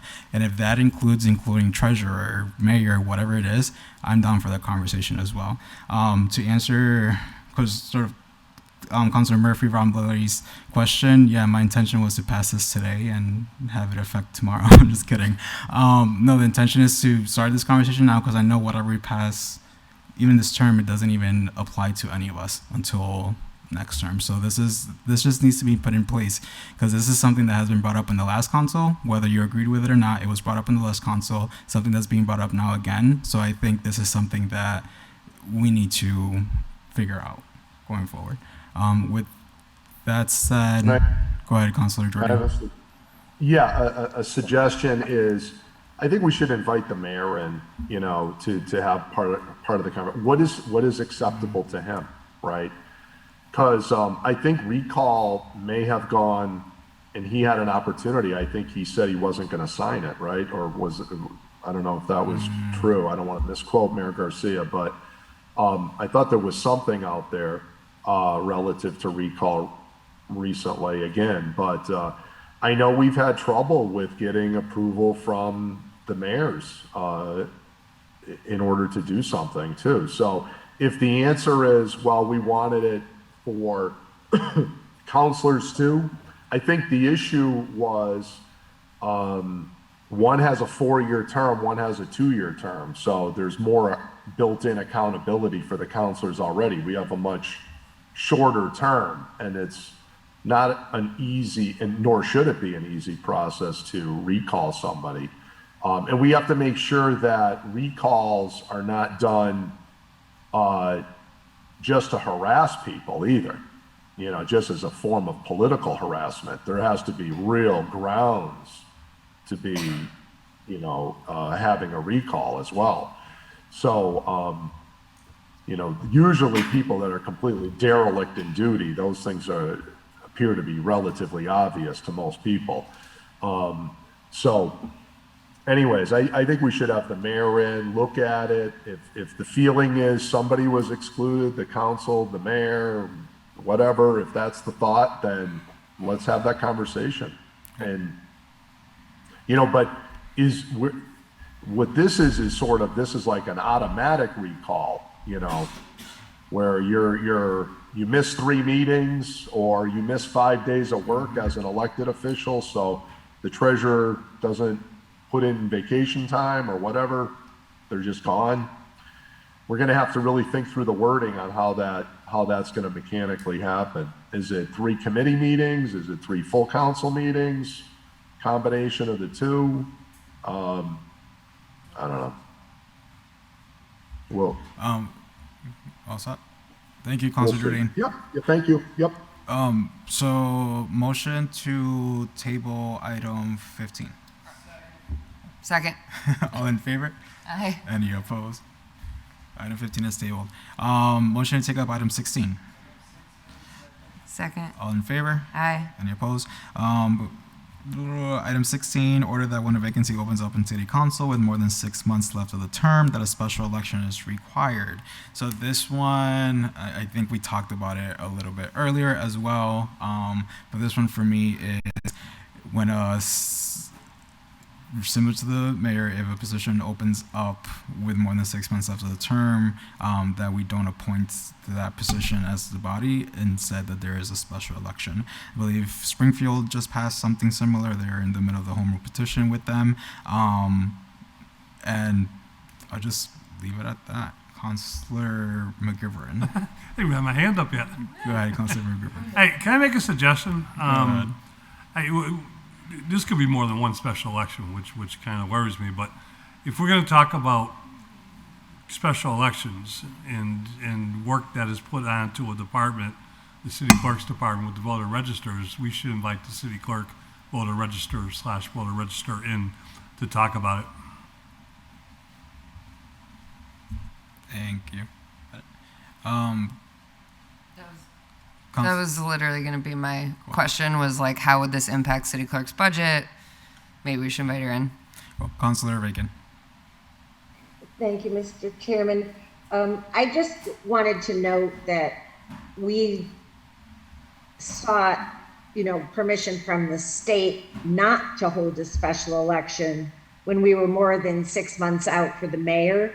So it seems a little contradictory that we would want to then make it a rule for a shorter termed office that's going to be up in 2 years anyway.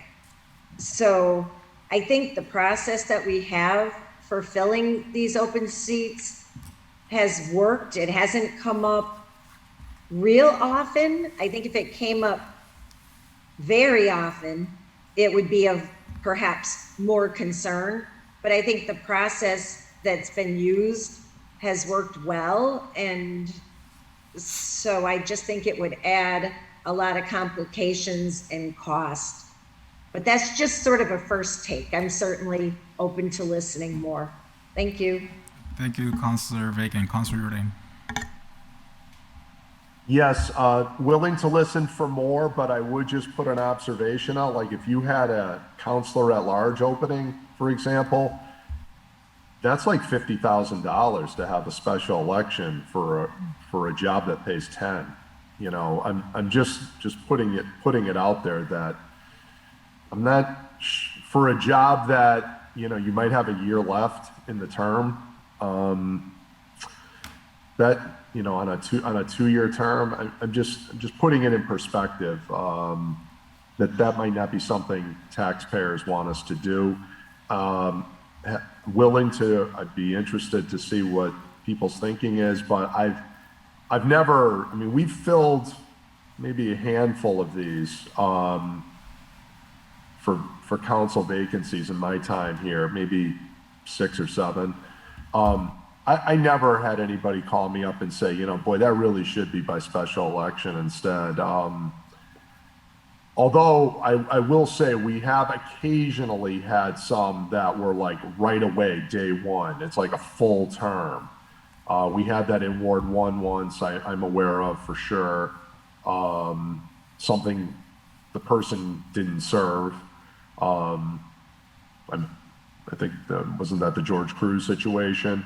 So, you know, that was a for example where you actually literally would be getting a whole 2-year term, but that's probably the extreme example of these.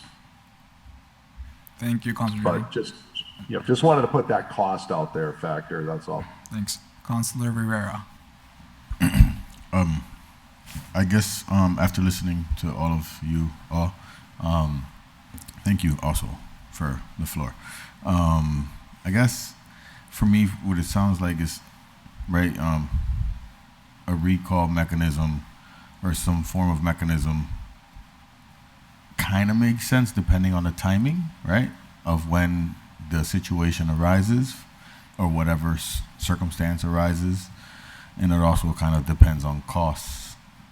So, like, I think for me, though, like, if it ends up being where you technically can't recall somebody and there's still like a year left, I get why it doesn't make sense to spend 50 grand to just replace someone, right? But at the same time, I don't know how comfortable it feels to still pay someone a salary that's not actually kind of serving or is not able to serve. And I don't think the taxpayers would like that either.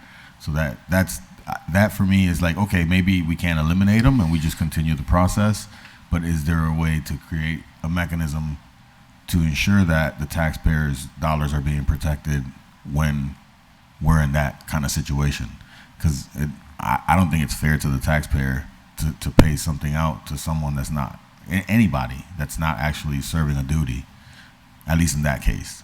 Maybe we don't replace the situation, the person, but at least with regards to the payout, maybe the money gets donated to something or something, I don't know. But overall, it's for me, that's the uncomfortable part. Thank you, Councilor. Just Councilor McGivern. just a thought, and I hope we invite the city clerk in, but just a thought is, special elections take 2 to 3 months to set up. And that's why we don't do them within 6 months left of a term. You know, you have to have so many days to take out papers, you have to have so many days to get signatures, turn them in, get verified, and then 30 days before the actual special election. And then the other thing I was just thinking about is if we change the rule for the president or any city councilor to be acting mayor and they have to vacate their seat, does that mean we have to have a special election for that seat? I didn't say that, test day. Thank you. Councilor Jordan. I would just point out to Councilor Rivera, this is, the wording of this order says if there's already a vacancy. So this would be if the position opened up. The question is, and there's more than 6 months, would we require a special election or not? So it's not that the person's hanging around not doing the job. This is at the point where anybody from the council left for whatever reason, and there's more than 6 months. Currently, the current charter says that we fill it by an election of the council. And now the question is, should we spend the money to have an election, or should we keep it the current way, which is we fill it until the next election? Councilor Rivera.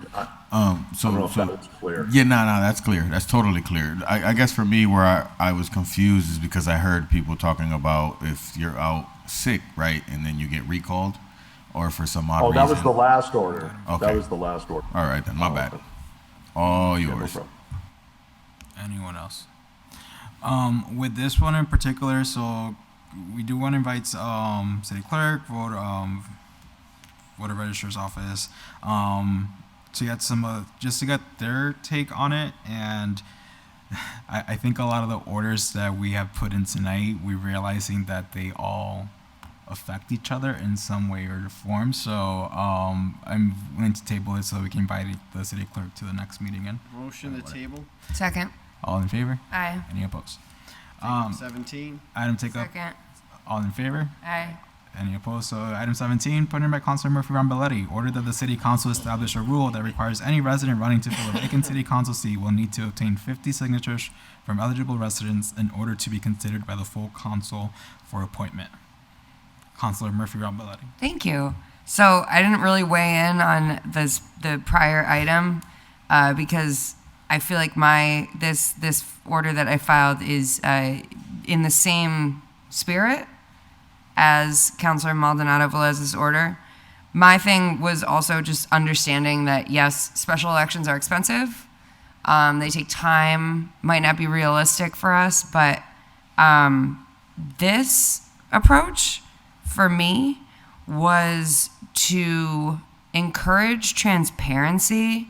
I think sometimes what happens if there is a vacant seat for whatever reason that is, the reason doesn't matter. There's a vacant seat. Unless you're super paying attention or unless you already watch city council meetings or whatever the reason is, sometimes people in that ward or for whatever don't even realize that there's an open seat available. And I think that having the requirement that someone who is interested in being appointed by the city council to fill a seat, it's what we all had to do anyway to get on the ballot. It shows an extra level of dedication, and it also encourages, if someone is trying to get 50 signatures, it may encourage the other members of that ward or that community to be like, oh, did you know that so-and-so has pulled papers to run for this office? Wow, I didn't know even that seat was open. Maybe I want to run for that office. So for me, it was just bringing a little bit more democracy into a city council appointment if we were to fill a vacant seat, as we have done in the past through a vote on the city council. So that's why I filed it. Thank you. Thank you, Councilor Murphy-ROMBOLETTI. If the special election were to happen, I still believe there has to be some sort of public input as to who fills these city council seats. So I, at the very least, agree that if the last item doesn't go through and we decide not to do the special election, that this item that you filed should be at the very least required from whoever is filling the seat that's being appointed by the city council. So I'm in full support of this. Just wanted to put that point. Councilor McGivern. Just, if I could just say the same thing, though, I think we should invite the city clerk in because I don't think it's cumbersome, but there is some work on the office of the city clerk. And two is, I would have a question, I'm not sure what it is. When we take out our papers to run, they're available on January 1st. And theoretically, we could take up to 6+ months to get 50 signatures. I don't think you need 6 months to get 50 signatures, but how much time is reasonable or how much time does the law say you have to have? And does that keep our vacant seat open longer than we want to? Thank you. Councilor Jordan. I just wanted to say, excuse me, I'm not feeling 100%. I wanted to just say that, one, I really agree with the spirit of this order. I think it's a creative approach to the issue. And in many ways, I like the idea of the candidates.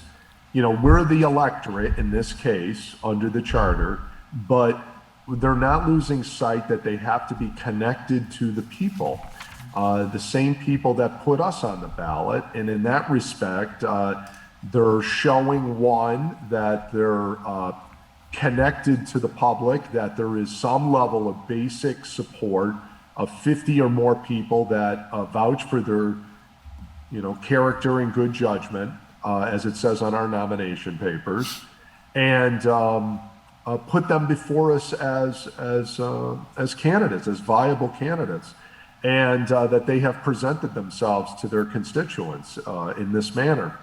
And I like it, and I think that we definitely would need to have the clerk in to think about the process and the logistics of how we would do that, the time window, all the points that Joe correctly puts out. But it's I'm glad you filed this. This is a good idea.